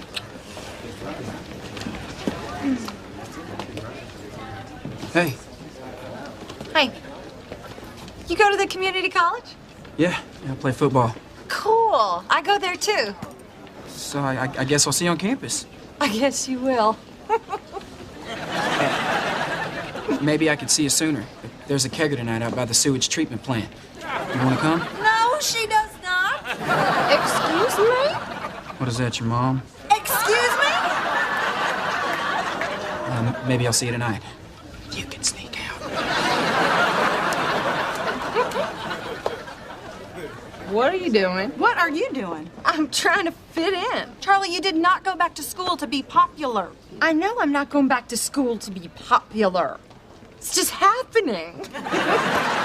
Charlie, this is what happened the first time you went to college and you wound up flunking out. Maybe I flunked out because I'm not smart enough. Charlie, you are just as smart as any of those kids at that school. Look, I know that in regular life I come off like real smart, but in the classroom, I don't know, something happens. I freeze, I lose my confidence, I get scared. Of course you're scared. Going back to school is really hard, you know? I just wish you believed in yourself as much as I do. Really? You believe in me? Of course I do. I wouldn't have invested all that money in your future if I didn't. It was $100. Let it go already. Hey, Daddy. Hey, Daddy. Hi. Did I miss anything? No, it hasn't started yet, thank God. Where's Jack? He's backstage. Where's the jackass? Rodney, Here, Bob, do you think we can get through this pretty quick? I'm in a real hurry. I can see that, Mr. Andretti. But we don't condone drag racing here in Tulsa. Don't you need 2 vehicles to drag race? I'd put a cork in that joke hole, Barry Martin. Unless you want me all up in your grill. Look, Gerald Bob, my son's waiting on me at the school talent show. If I don't get there, it's just going to break his heart. Hell, you know I have a weak spot for the father-son dynamic. Follow me, I'll give you a police escort. Well, I'm still giving you a speeding ticket when I get there.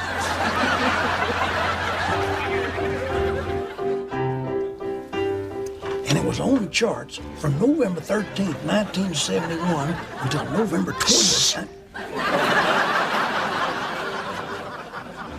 Rodney's not gonna make it. He will. No, it's almost time for him to go on. You know what? I'm gonna have to fill in. No! You know, we wouldn't have run out of gas if you hadn't kept sticking your head out the window. It was creating drag. Do I have to remind you why I was sticking my head out the window? Mr. Gas Station hot dogs aren't as bad as they look. Hey, well, Gerald Bob's pulling back around. He can give us a ride to school. What happened to you boys? Gerald Bob, we ran out of gas. Can you give... I'll go get some. Barry, stay with the truck. I gotta get to that school.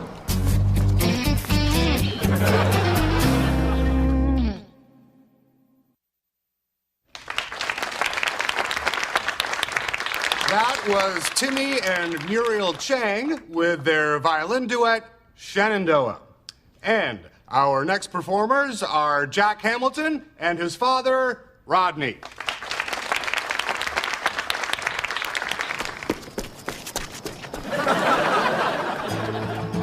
That's my grandson. That's my granddad. He's the nicest, bestest friend I've ever had. He's my buddy.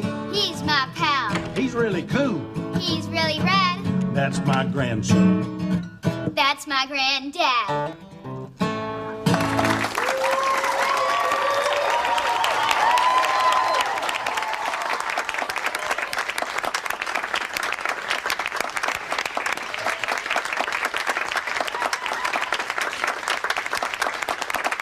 That's my boy. The one in the ugly hat.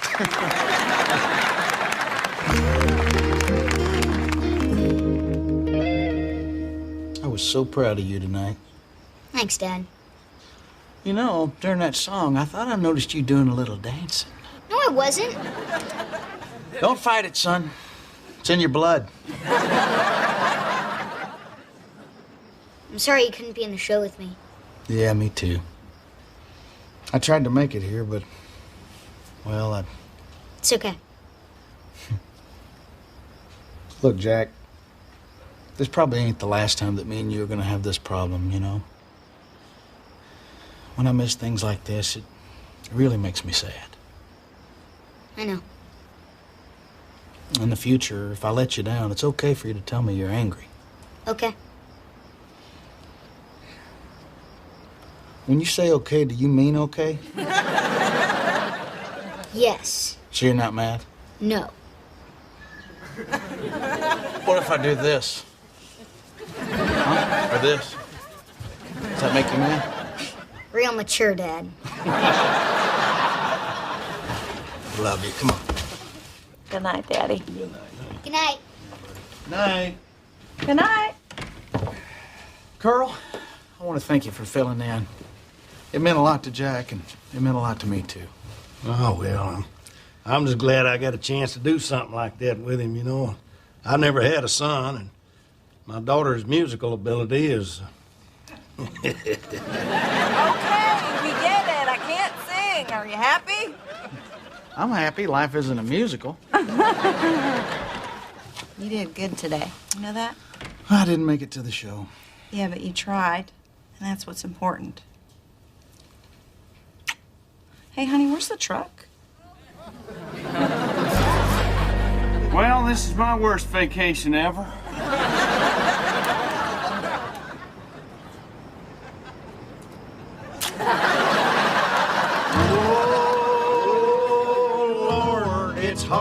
be humble when you're perfect in every way. I can't wait to look in the mirror, 'cause I get better looking each day. To know me is to love me. I must be a hell of a man. Oh Lord, it's hard to be humble, but I'm doing the best that I can.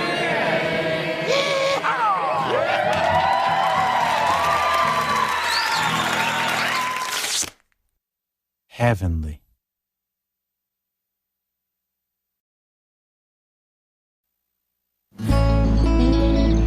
Barry, I work with you almost every day doing construction. Most weekends we're hanging out. Why does my paycheck come in the mail? Hey, Jeannie does all the bookkeeping. It's her system, and I don't mess with it. My check comes in the mail, too. Yeah, well, there's a flaw in the system because she shorted me $20, and I know that's wrong because I didn't lose a single hammer this week. Well, drop her a note and let her know about it. Can't you just tell her it's only $20? What, you're asking me to talk to my wife? Sorry, buddy, that's not how the system works. Uh-oh.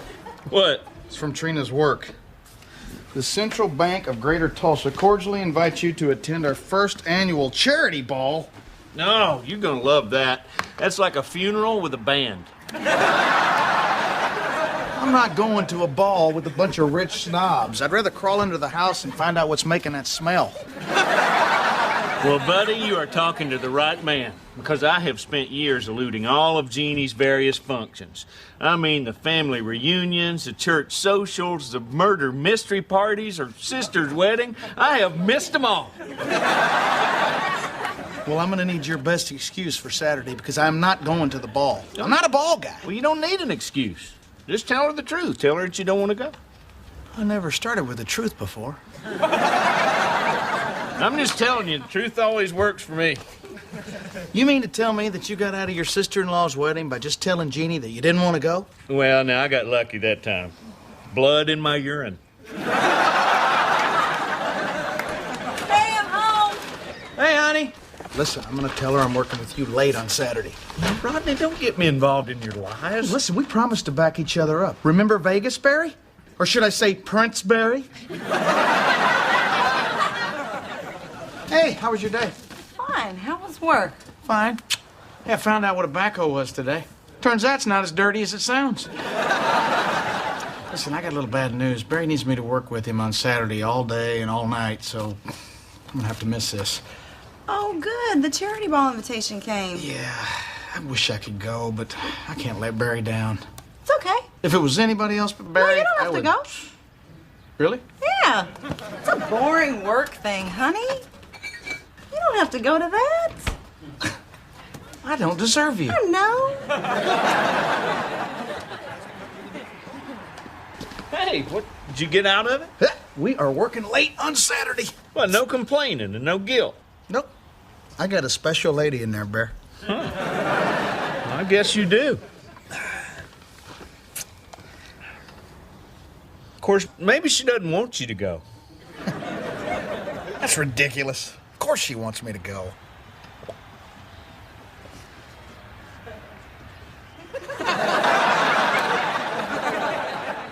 Excuse me. How come you don't want me to go? What? How come you don't want me to go to that ball? I thought you had to work. That's a lie and you knew it. So, what, now you want to go? Well, hell no, I don't want to go, but I want you to want me to go. All right, look, I didn't want to say anything because I didn't want to jinx it, but I'm up for a promotion to head teller. Trina, that's great! Barry, she's up for a promotion. All right. Why didn't you just tell me before? No. It's not a done deal yet, and there's some very stiff competition between me and Irene. Well, who's Irene? This annoying bank teller I work with. She gets in early, she stays late, she never calls in sick. Well, she sounds awful. Trina, you could run circles around Irene. Plus, we could use the money. No, it's not a big boost in pay. For me, it is about recognition. It would be nice, after 8 years of loyal service, to finally get a pat on the back. Wait a minute. If you're up for promotion, how come you don't want me going to the ball with you? Well, it's complicated, Rodney. Trina, I could help you shine. I'll take a shower? I'll splash on some booty juice. We'll get down there. All right, look. This is my last chance to make a good impression on my boss before he makes his decision, and he hates you. Well, I'm not nuts about Gordon either. But he has a reason not to like you. Remember the bank picnic? Donkey softball? Get out of the way, Gordon!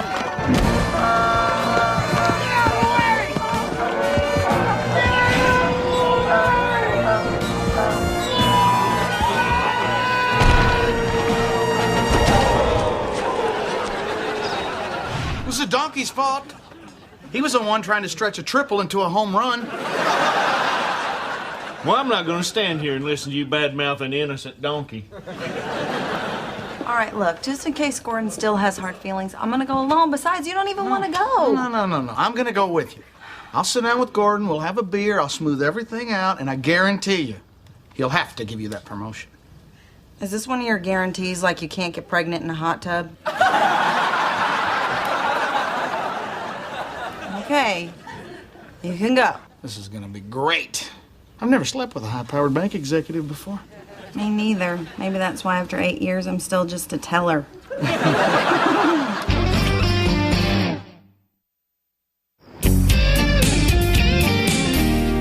Trina, let's go. We're running late.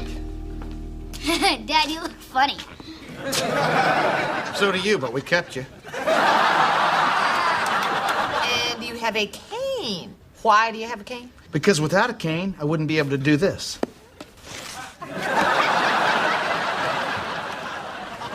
Boys, we are gonna have a great time tonight. You're not gonna make me call your ex-boyfriend and pretend that I'm the son he didn't know he had again, are you?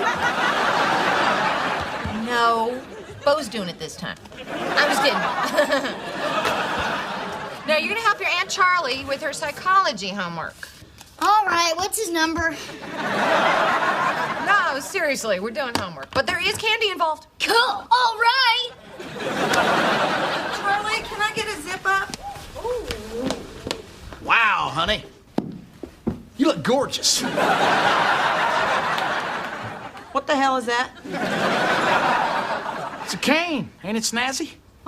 This is not the night to express your individuality. Trina, this isn't just a cane. It's a multifunctional party tool. Observe. Pardon me, my good man.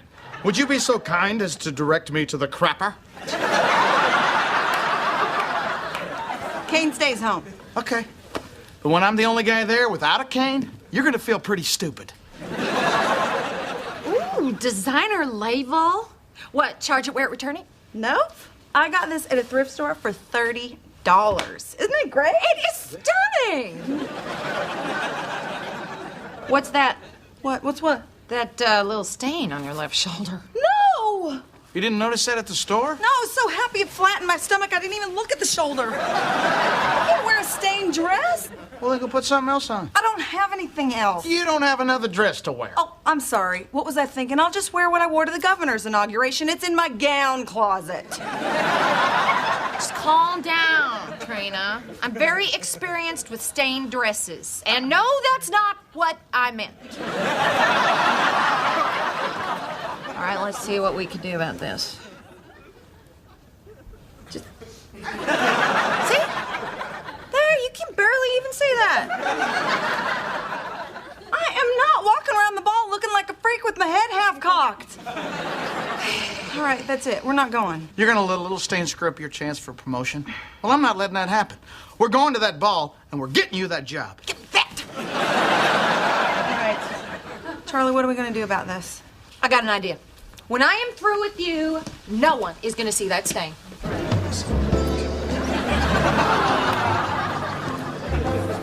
Ladies and gentlemen, please welcome Trina and Rodney Hamilton.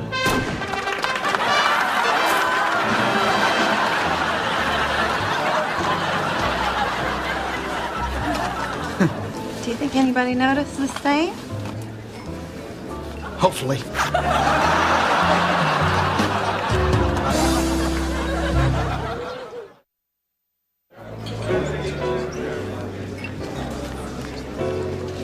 Where's Gordon?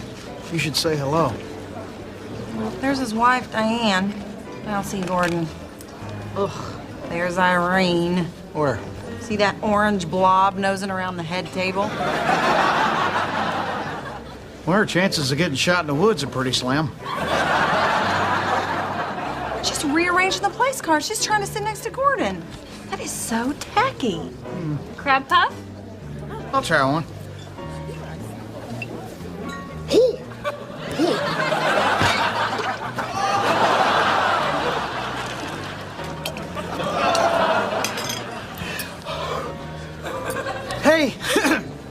Hey, I found Gordon. Rodney, I think there are some cold appetizers on the buffet table. I think we're done with appetizers for now, but thanks. Trina, you look lovely. Rodney, you have a shoelace around your neck. I got dressed in the dark. Trina, wonderful to see you. Thank you. Spitting food? What were you thinking? It was hot. What am I supposed to do? I don't know. Why don't you ask the 100 or so other people here who aren't spitting out their crab puffs? Listen, could you please just try and show a little class? That's what the cane was for.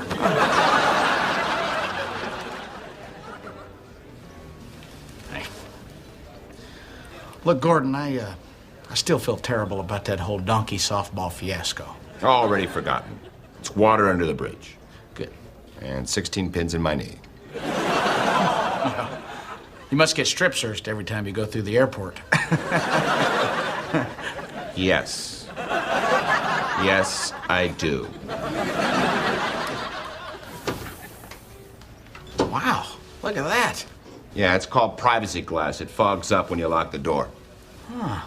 They can make that, but they can't make a decent pair of X-ray glasses. Excuse me. Okay, Gordo. It's Gordon. I don't care for nicknames. You got it, big guy. Rod Sickles with you on that one. Well, Diane, I just love working with your husband. I mean, I don't know what he's like at home, but at work, he is a hoot. My Gordon, a hoot. Well, yeah, once you get to know him, he really opens up. I mean, not that you wouldn't know him, because, I mean, you share the same bed with him, right? Yes. Yes, I do. Oh, Diane, there you are. I saw you were getting low. Thank you, but Trina just brought me a glass. Well, of course she did. She always knows where the nearest bar is. Trina? Irene? Listen, Diane, I just want to thank you for hosting this because I'm having a really nice time. I'm having a great time. It's not a contest, Irene. I'm having the best time I've ever had in my whole life. Well, I'm glad you're both enjoying yourselves. Irene, I just love that dress. Oh, me too. What color is that? Pumpkin? It's tangerine. Tangerine! I knew it was something edible. Trina, your dress is very similar to one I used to own. Oh, well, great minds think alike. Unfortunately, I had to donate mine to charity because of a stain that was on the left shoulder. Oh, that's too bad. Trina. That's such an odd spot for a corsage. No, it's not. Let me fix it for you. No, thank you. Well, don't you think it's just a little too high? No, I do not. Trina, let go.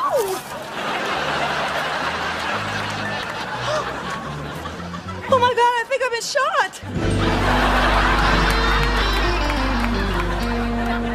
This experiment will demonstrate a type of associative learning in which a contingency exists between the response and the presentation of the reinforcer. Okay, we're gonna need some more coffee. When do we get the candy? Just be patient, subject B. Okay, let's get started. First, take the plates, put them in the sink. Very good. Here you go. Now, please put your chairs in. And here you go. Okay, now put the orange juice back in the fridge and the pretzels back in the cabinet. Both subject A and B respond as predicted to positive reinforcement. Where's our candy? Sorry, no candy this time. It's not fair. Yeah, well, life's not fair. Subject A, angry, despondent, generally snotty. Subject B, Not turning my back on subject B. See, it's privacy glass. It fogs up when you lock the door. How does that work? Well, let me tell you, Stan. There's a hose in there. It's hooked up to an electrical current.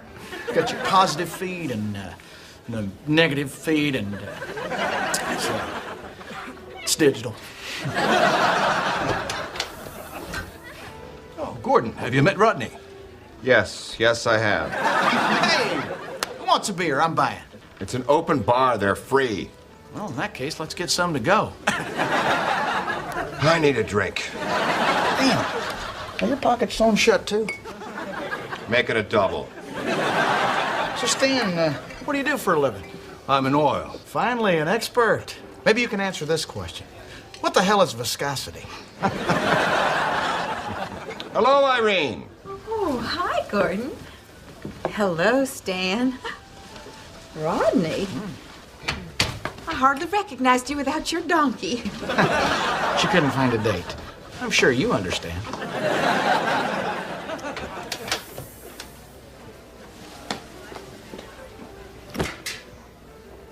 Rodney, would you do me a favor?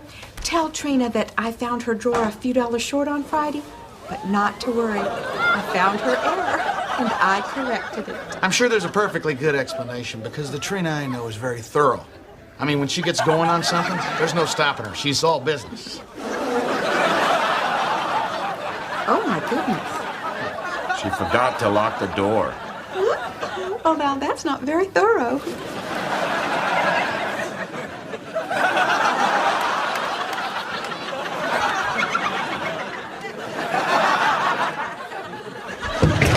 It didn't fog up! You gotta lock the door!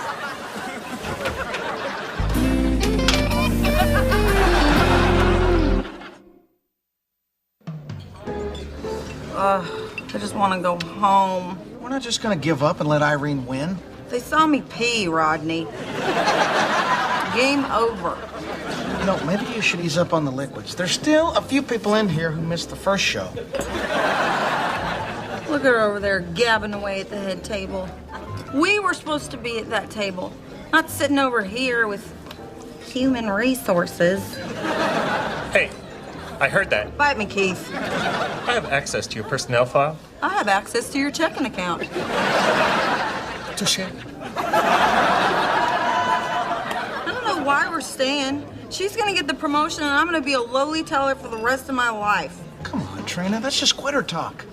Where is the woman that I fell in love with? The one who's confident? The one who's fearless, motivated, relentless? You are a better, more qualified person than Irene, and you know it. When did you have a crab puff? It's hopeless.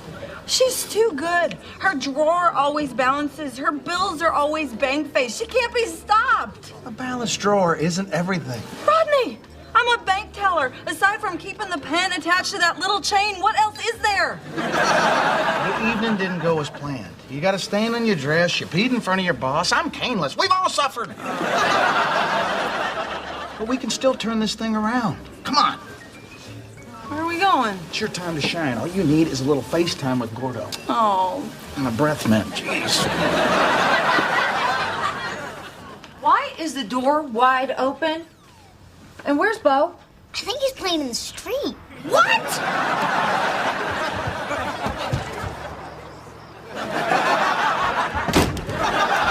Oh, that is not funny.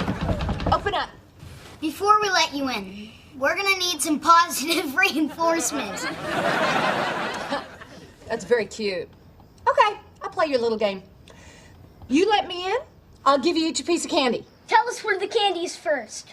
If I tell you where the candy is, you won't let me in. See, that's not fair. Life's not fair. You guys, let me in! I am still in charge here. I am no longer in charge here. There's Gordon dancing with Irene. Follow my lead. Where are we going? You're cutting in. May I cut in? No. May I cut in? Sure.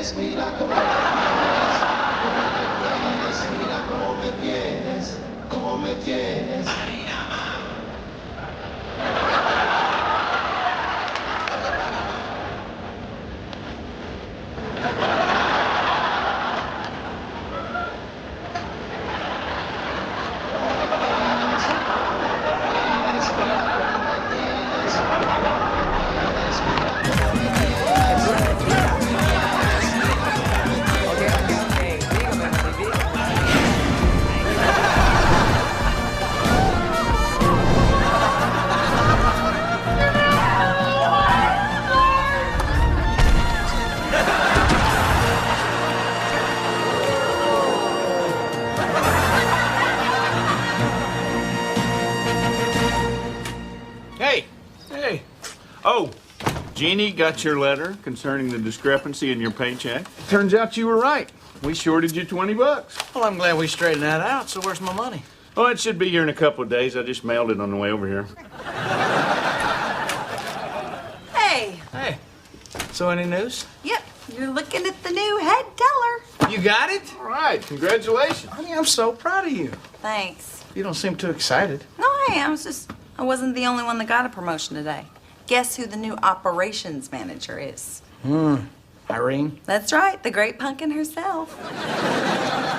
Well, what does the operations manager do? Rides the head teller's ass. I'm sorry, honey. No, it's okay. She may have won the battle, but the war is far from over. What do you got in mind? Well, it's only 6 months to the next bank picnic, and she loves softball. I'm gonna need a bigger donkey. Heavenly.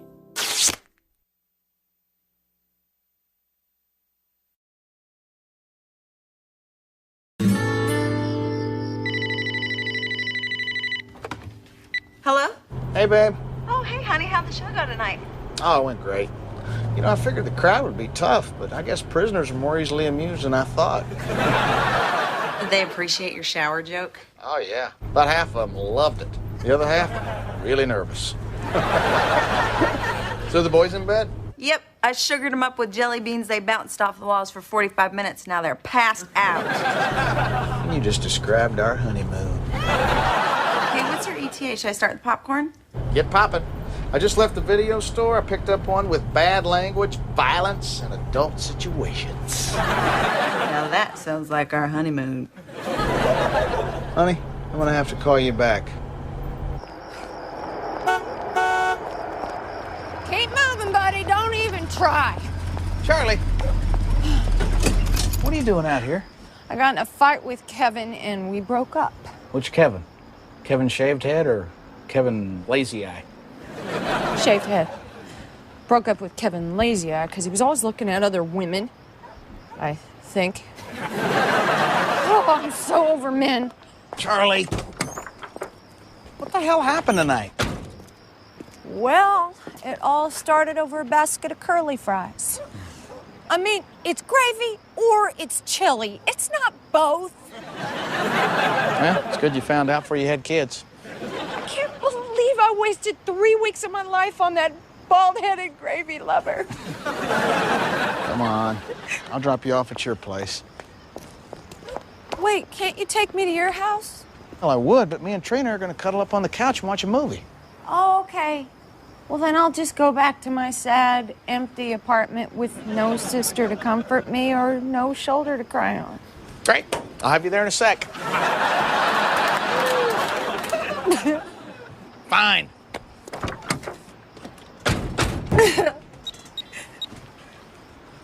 Hey, honey. Yeah, I just picked up your sister and we're coming home.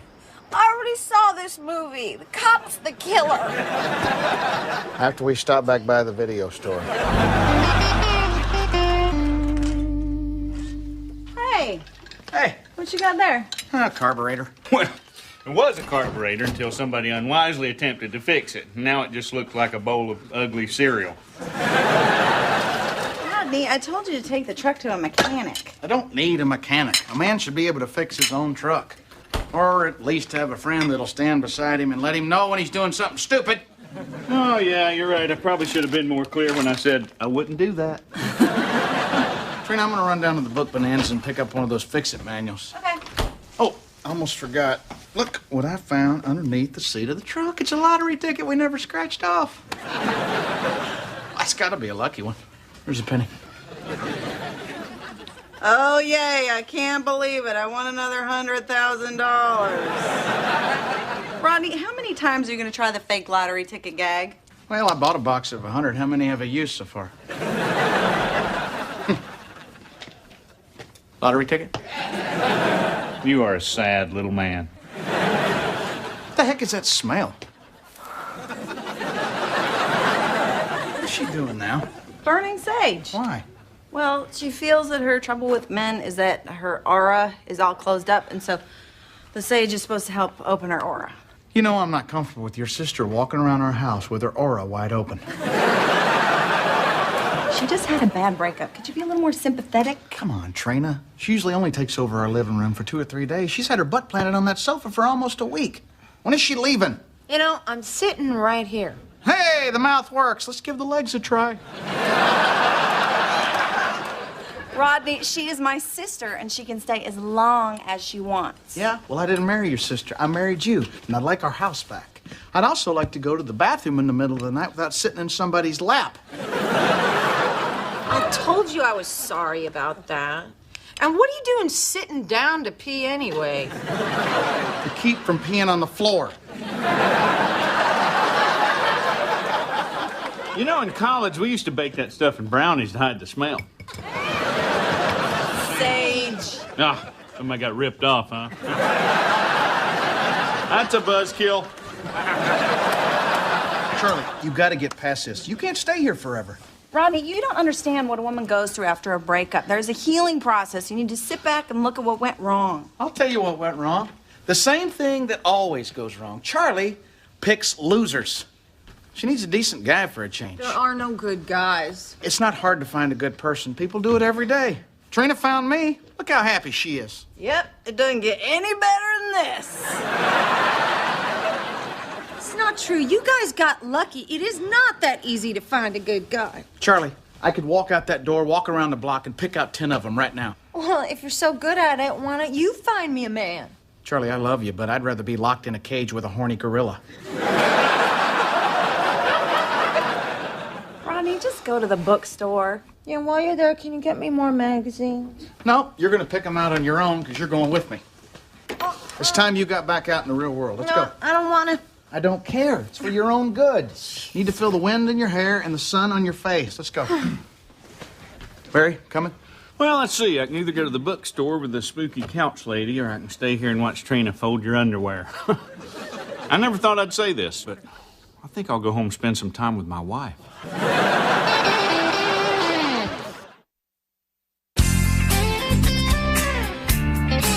You wouldn't know a good guy if he fell on you, Charlie.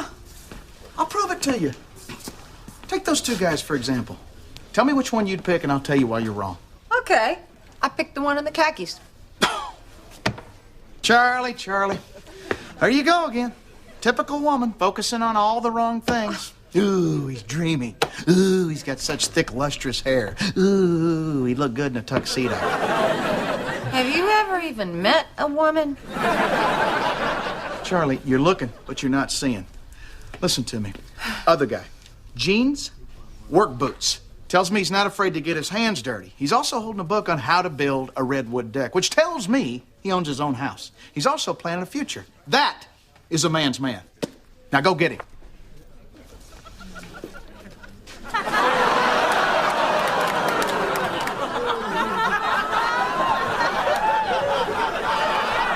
Okay, all right. Well, we'll just call that a draw. But I was right. He was a man's man. What about that guy over there? Him? He's 19. He's reading a comic book. And I dated him. This is so stupid. You're worse at this than I am. I'm gonna get a cup of coffee. Charlie, don't give up. Charlie.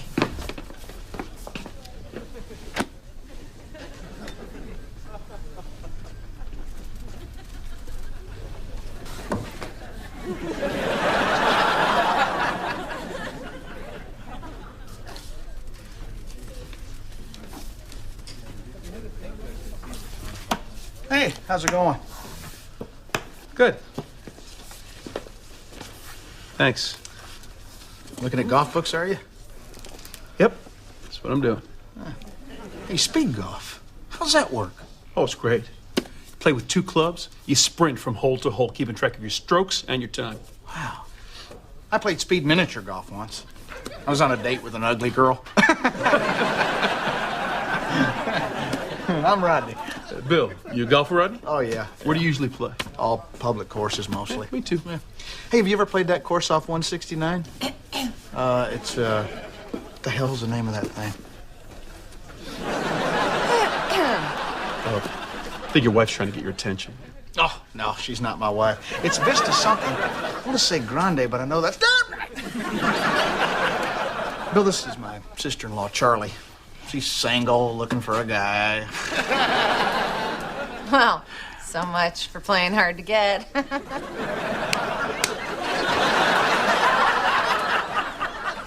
So, how's the coffee here? Well, it's a little expensive. Tastes a bit like, Vista Camino! Yes! That's the place.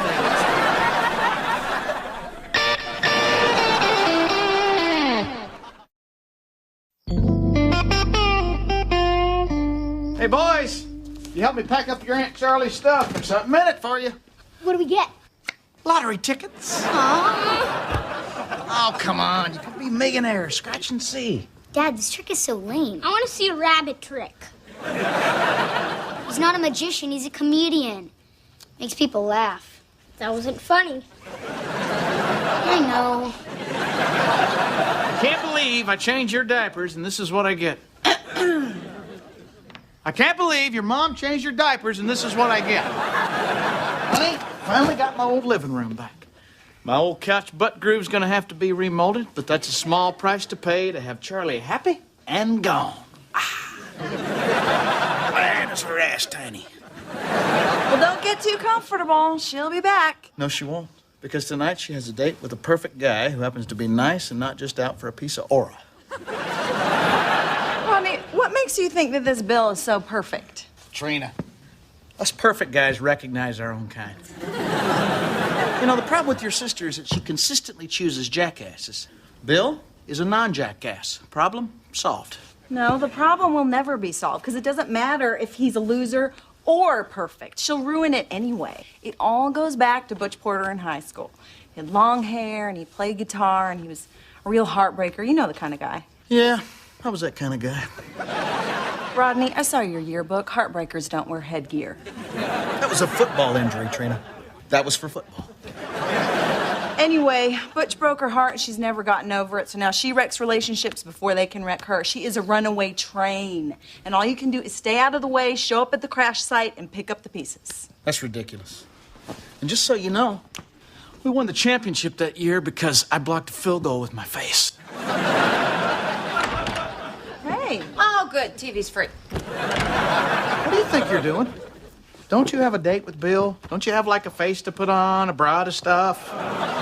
Look, I can't go out with that guy. I'm getting kind of a vibe. A vibe? Yeah, he called me to make plans tonight. He said he was looking forward to it. What's wrong with that? I don't like people who look forward.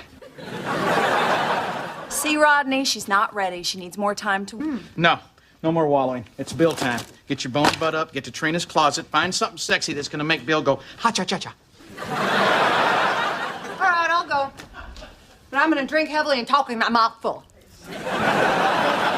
See? Train wreck. No, tonight the train is staying on the track because we're going with them. We are going on Charlie's date? Yes. And if you don't mind, kind of wear something frumpy so she looks hot. Actually, what you got on looks fine. So, you guys always date as a family? Nope, this is a first. But don't worry, you'll only have to kiss one of us goodnight. Her. So what's good here? Her. If you like steak, the New York strip is really good. So, Bill, what else do you like to do besides golf? Oh, I love extreme sports. Whitewater rafting, skydiving, a little bungee jumping. Wow. Hey, have you ever tried extreme night hiking? Oh, man, talk about a rush. You're out in the middle of nowhere, no supplies. You spend all night trying to get your way back to civilization. He was on his way home from a gig, ran out of gas, and got lost walking home. It was still a rush. So, Bill, where do you see this relationship going? All aboard. Hey, who needs a drink? I know I do. Are you hesitating because you're afraid of commitment or because you were counting on a one-night stand? Going down the track. Waiter? Well, hey, I think it's important to cut to the chase. I mean, I'm getting too old to play games. Oh, and speaking of age, I'm going to be needing to have kids ASAP. Are you fertile? Charlie, don't scare the guy off. Oh, it's okay. I love kids. Everything I've ever loved has died. Sounds like a challenge, huh, Bill?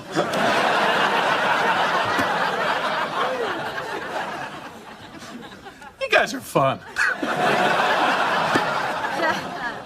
I gotta go to the bathroom. Trina? What? You have to go to the bathroom, too.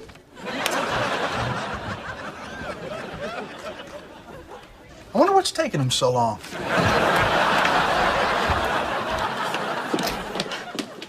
This is not working out. I really want to go home. Okay, I'll take you home. What the hell's going on in here?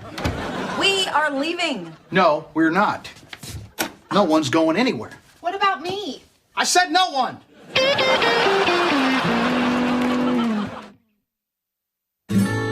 Look, Charlie, sitting out in that restaurant is a perfectly good guy who happens to like you in spite of the fact that you came off acting like a complete nut job. Rodney, she doesn't need a lecture right now, okay? What she needs is to go home with me. I am talking to your sister. Look, Charlie, you can chase Bill away like all the others, or you can take a chance on a good guy. Not everybody out there is Butch Porter. Who's that? Butch Porter. Remember you guys were gonna run off, quit school, get married in Las Vegas? Right, like that narrows it down. The question is, are you finally going to take a chance on trying to make a relationship work? Or are you going to be sitting on my couch when you're 90 complaining about Kevin with cataracts, Kevin with liver spots? Don't you want what Trina and I have? Butch Porter broke your heart, and that's the way we're gonna remember it. Come on, let's get in our sweats, go home, have some cookies, and give each other mani-pedis. You know what? I'm starting to think you're part of the problem. Excuse me? How's she ever going to move forward if you keep coddling her? You got to stop taking care of her and let her take care of herself. She is my sister. I will never stop taking care of her. You know what I think? I think you don't want her to find someone. What? Of course I do. I want her to be happy. Then why didn't you try to stop her when she was out there trying to sabotage the date? I'll tell you why. Because you like picking up the pieces. You know, if Charlie actually found someone, she wouldn't need you anymore and you'd be out of a job, like a nurse without a patient, or like a... Forget I said a word. Where's Charlie?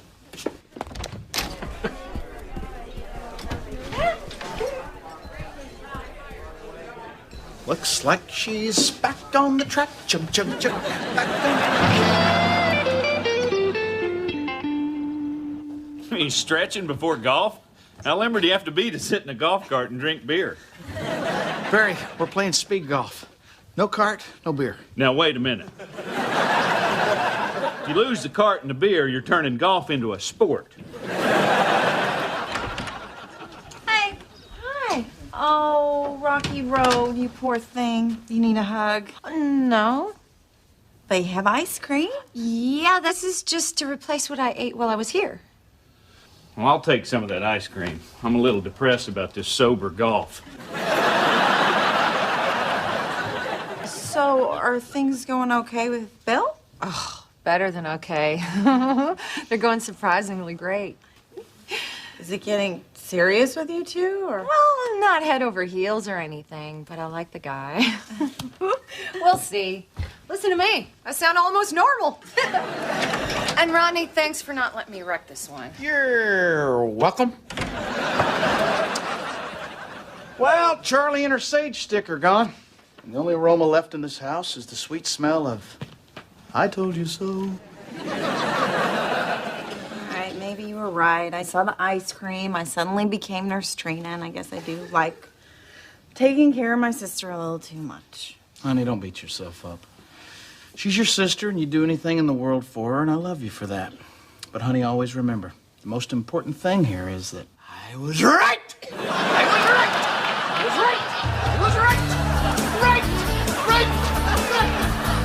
Well, I gotta admit, speed golf is enjoyable, but I think that running with an open beer in my sock turned out to be an error in judgment. I told you guys you'd have fun, huh? A good game? There we go. Bill, I can't thank you enough for what you've done for me. My sister-in-law loves me. My wife told me I was right for the first time ever. I mean, my life at this moment is probably the best it's ever been. So to celebrate the day, I bought us all some lottery tickets. There you go, Billy boy. No, nothing. Darn the luck. Me neither. How about you, Bill? Oh, my God. Oh, my God. You're not going to believe this. I'll bet you we will. I just won $100,000.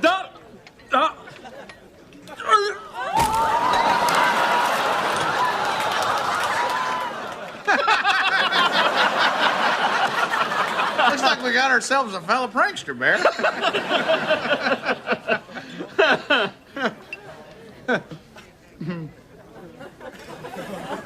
He sure is a still son of a gun, isn't he?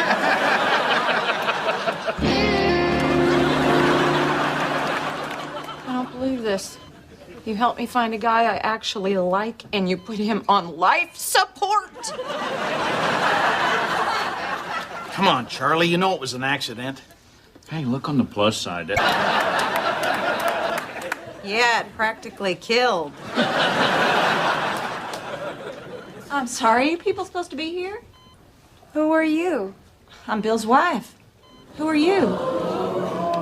Hey, sweetie. Hey, sweetie.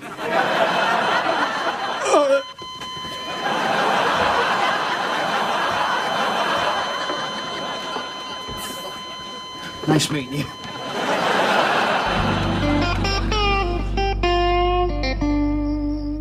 Well, at least we know how to deal with Charlie the next time she loses a guy. I'm not gonna coddle her. And I'm not going to let myself get sucked into that whole situation. Do you know how lucky we are to have each other? Yeah, I do. And we need to make the most of these times that we have alone. You know, I'm sitting right here. I love you. I love you more. You want to make out? Mm-hmm. You know, that's not gonna bother me. Mm-hmm. It's not like I haven't been around that before. You know, like...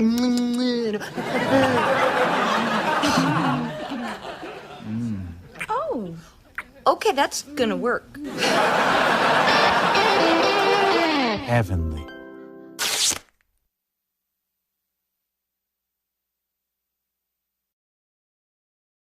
Okay,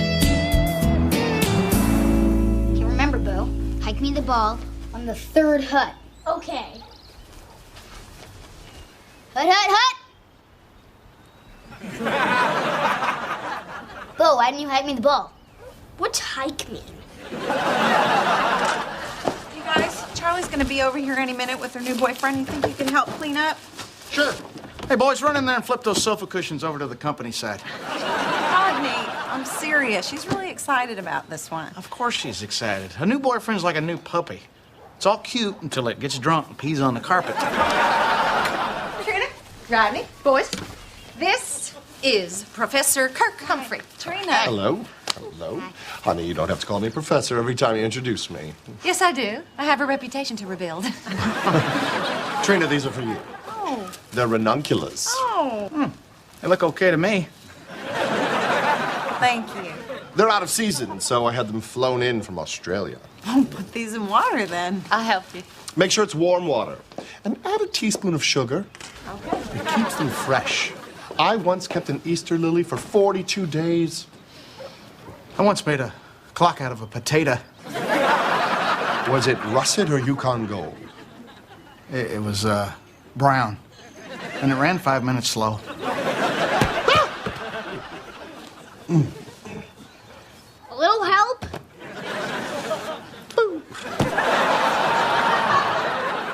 Did you play college ball?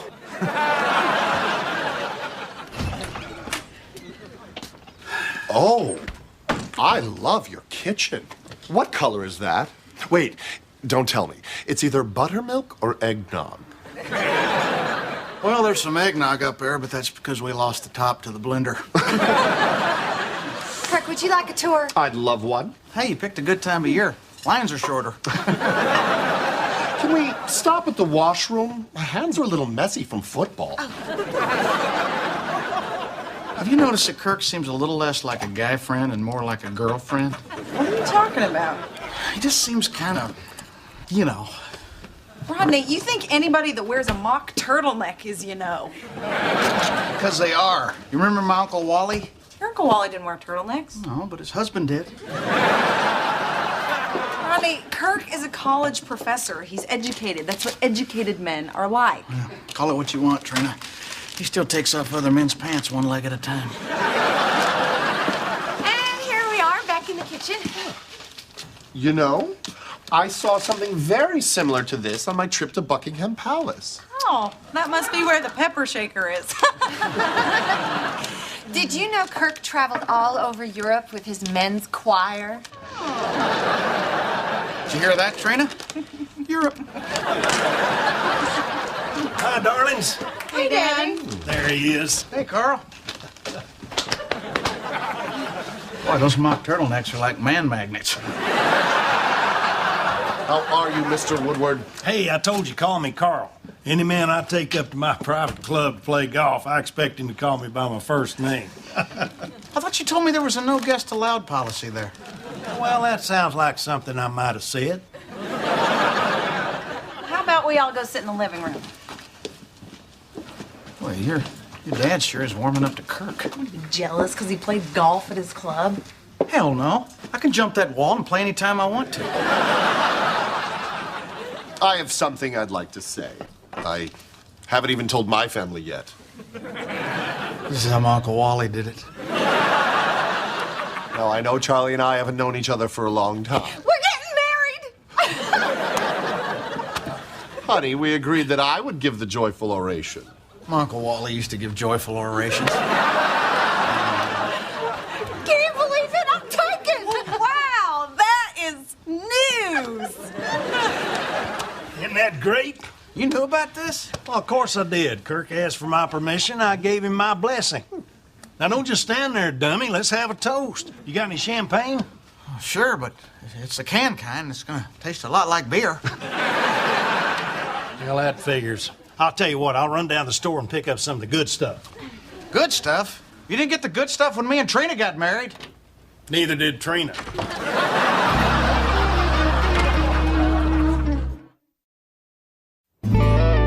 So, how did he do it? Oh, he took me out to dinner and popped the question, and I said yes. That's it? Pretty much. I had the ahi, and she the tilapia with the pine nuts, which I normally eschew, which of course made me wonder if we were actually compatible. The only word that I understood that you just said was nuts. Anyway, the waiter cleared the plates away, and then we... You asked her to marry you?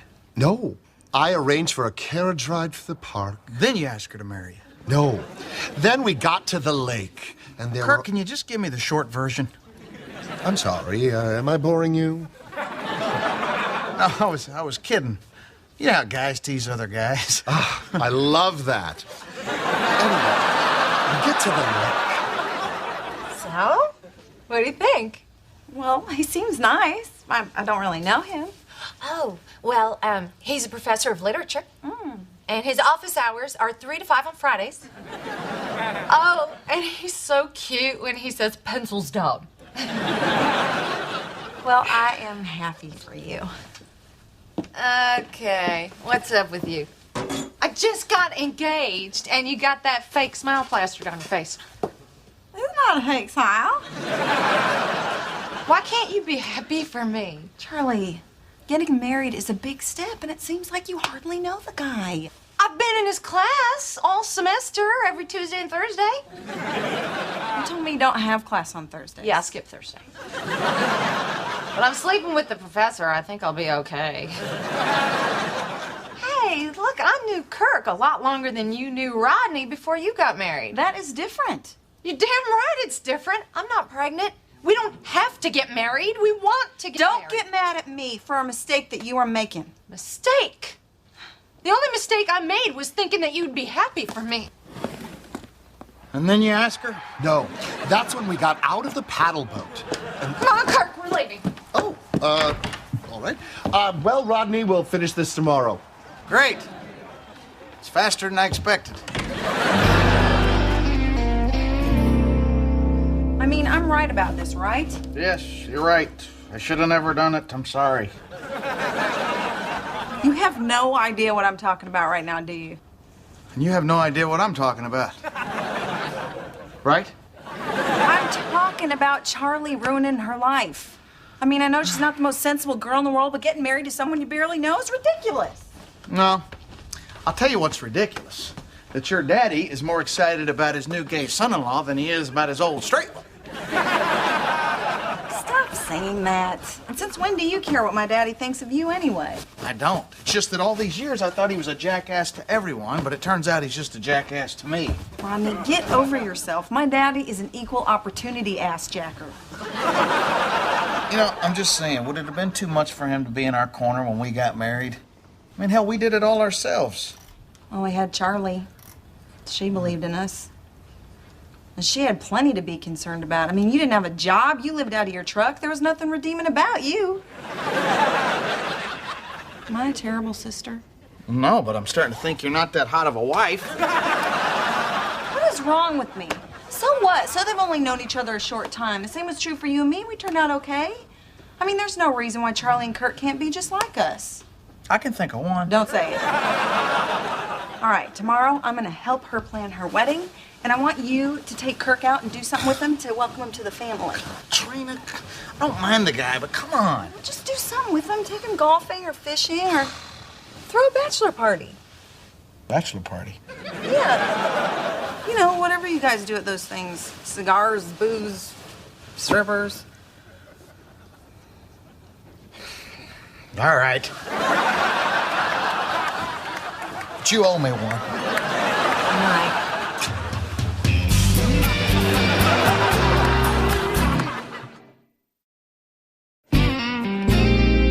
Thanks for showing up to the bachelor party on such short notice. Oh, don't mention it. This is important. I can find out about Jeannie's biopsy tomorrow. So who else is coming? Well, Kirk's kind of new in town, so he didn't really know anybody, so it's just going to be the two of us. Just the two of us getting lit. That's not a bachelor party. That's a Tuesday. Ah! Hey, there he is. Yeah. Kirk, Barry. Barry Kirk. You're right. That's like holding a baby perch. Rodney, thanks for having this little get-together for me. My pleasure. It's one of the two things I'm good at. Bachelor parties and being able to watch scrambled porn. Oh, God, you're serious? Well, why don't you say we start out with a round of shots? I'll have a Pinot Grigio. Oh, God, you're serious. Kirk, we're going to show you the best of Tulsa. Starting with a little slice of heaven they call Tassels. What's that? Tassels is a strip club, but don't worry, on your credit card statement it'll show up like a fancy drape shop. I don't really like strip clubs. Why don't we just stay here, have dinner, and if you guys want to get crazy later, we'll go somewhere else for dessert. I'm thinking gelato. Okay, look, you're not allowed to talk like that down at Tassels. I'm just not sure about a strip club. Fellas going to a strip club? Hey, Plumber Dave. We're not sure yet. Yeah, it's up to Kirk. Kirk! You're Kirk, right? Mm-hmm. Kirk! All right, I'm in. Howdy, boys. Oh, hell. But you said you didn't invite anybody else. I didn't. Carl, not to make you feel unwanted, but who the hell invited you? Kurt did. He kept saying, the more men, the merrier. Well, yeah, that's right. The centerpieces should be low so that everybody can see each other. Yeah. Thanks for supporting me, by the way. I just want you to be happy. And I didn't want you getting back at me by putting me in some ugly bridesmaid's dress. I wouldn't do that. You don't have to wear the hat. All right, look. Let's start over. You tell me all about Kirk. Oh, he's so different than anybody I've ever dated. He's so smart. And he makes me feel like I'm improving myself when I'm with him. Oh, how do you mean? Well, we read books together, and he tells me what they mean. You know, you two are more compatible than I thought. I am happy for you, and this is a real smile, okay? Hey, let's get to the fun stuff. Okay. Wow. That's a big binder. Uh-huh. You've been really putting a lot of thought into this. Oh, that's not mine, that's Kirk's. He's been planning his wedding ever since he was a little boy.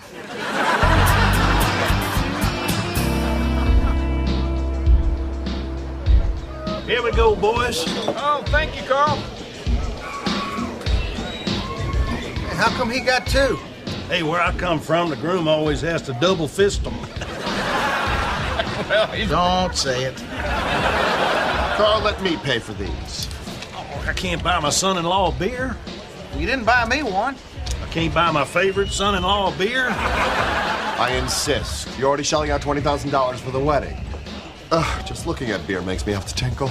Excusez. $20,000 for a wedding? Do me a favor, Carl. Don't let Trina know you're playing favorites with your daughters. It's not about me playing favorites. Oh, yeah. Mine and Trina's wedding cost $32. That included the preacher, the license, and the little fat boy who sang 3 times a lady. And this cheap SOB wouldn't even spring for a photographer. Hell, you're lucky I even showed up. Well, a wedding isn't a wedding without a drunk in a cowboy hat throwing rocks at you. I saw you. Listen, I'm just glad Charlie isn't making the same mistake as Trina. At least she's marrying a real man. You know, I could give a damn whether or not you like him more than me. But there's no way that somebody who has to tinkle is more of a man than I am. Well, that's what you think. Kirk is somebody that I can respect. He's got a bunch of degrees. He's got a steady job. He drives a nice new luxury automobile. Carl, what the hell is your problem? I don't have a problem. Oh, great. Why couldn't I be watching a fight with strippers blocking my view? You know, for the last 10 years, I thought you just treated everybody like crap. Now I realize it's just me. That's another thing, Rodney. Kirk is a little quicker on the uptake than you are. Guys, seriously, Tawny's in the middle of her pole routine. I'd like to see the dismount. You know what? As organizer of this bachelor party, I don't want you here anymore. Oh, yeah? Well, as underwriter of the wedding, I am cordially uninviting you to attend. Well, this couldn't have worked out any better. Right. I'm out of here. Hey, I think Tawny likes me. Did you see the way she smiled at me when she was crawling away?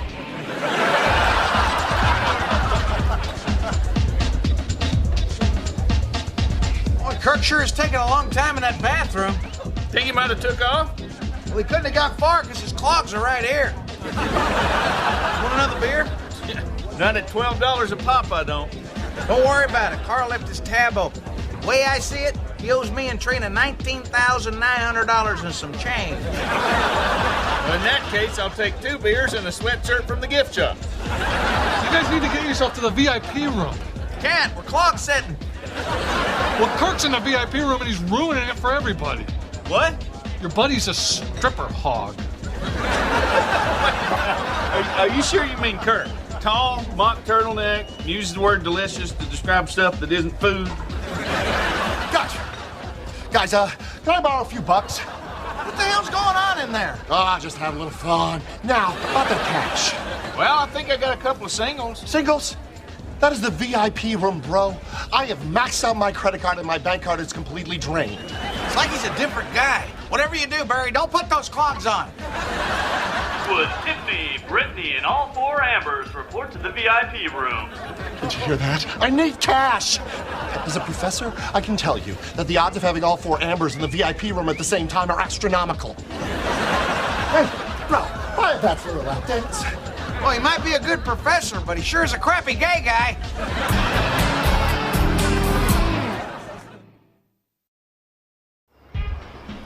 So you spent $2,800 in 90 minutes on strippers? Don't you know anything about strip clubs? You're supposed to do what we do. You stand behind the guys with the money. I can't believe this. I thought I had it under control. Had what under control? I have a little problem with exotic dancers. Well, I have a little problem with chocolate, but you don't see me rubbing it all over my face. It's kind of an addiction. I've been clean for 6 years. Come on, you can't get addicted to strippers. We're gonna get back inside or what? Well, now I know why you didn't want to come down here. I should have told you. It's kind of embarrassing. I get in that environment and I just can't control myself. Well, you're gonna have to tell Charlie the truth. I will. But it'll break her heart. Well, you fessed up. Now, let's get back on that horse.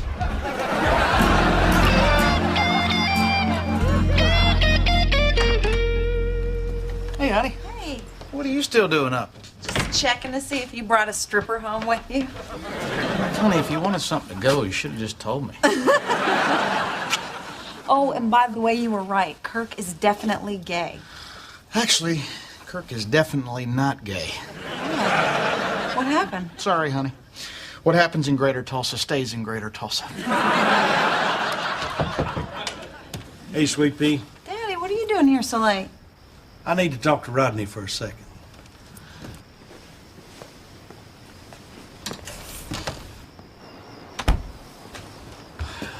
What do you want? You know, you asked me earlier why I thought you was less of a man than Kirk. I just came over here to tell you the main reason. Well, it must be a real zinger if you climbed out of your coffin this close to sunrise. You see, that's what I'm talking about right there. You don't treat me with respect. I respect you. No, you don't. You never have. I pretended to when I first met you. You never asked my blessing to marry Trina. Then you went and got her knocked up and didn't have a pot to piss in. Didn't even have the courtesy to come to me like a real man and ask for my daughter's hand. You've held that grudge for 10 years? Look, you might not like how the marriage started, but you got to give me some credit for where it ended up. You got boys, Rodney. You'll never understand. Trina was my baby girl. And you come out of nowhere and you just took her. Hell, you wanted to know, now you know. I guess you're right. I wouldn't know how that feels, but... You know, I'm sorry if I offended you. You got to realize I was young and stupid. Oh, I got to admit, you've taken pretty good care of my little girl. Tell me something. If I would have come to you and asked for her hand, would you have still been a jerk to me all these years? Probably. It does brighten my day.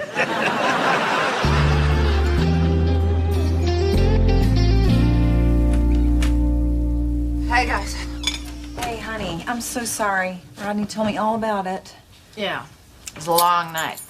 Look, I know that it hurts right now, but it is not gonna hurt forever. And until then, we're gonna be here for you, right, Rodney? Yeah, I've had that too. It itches.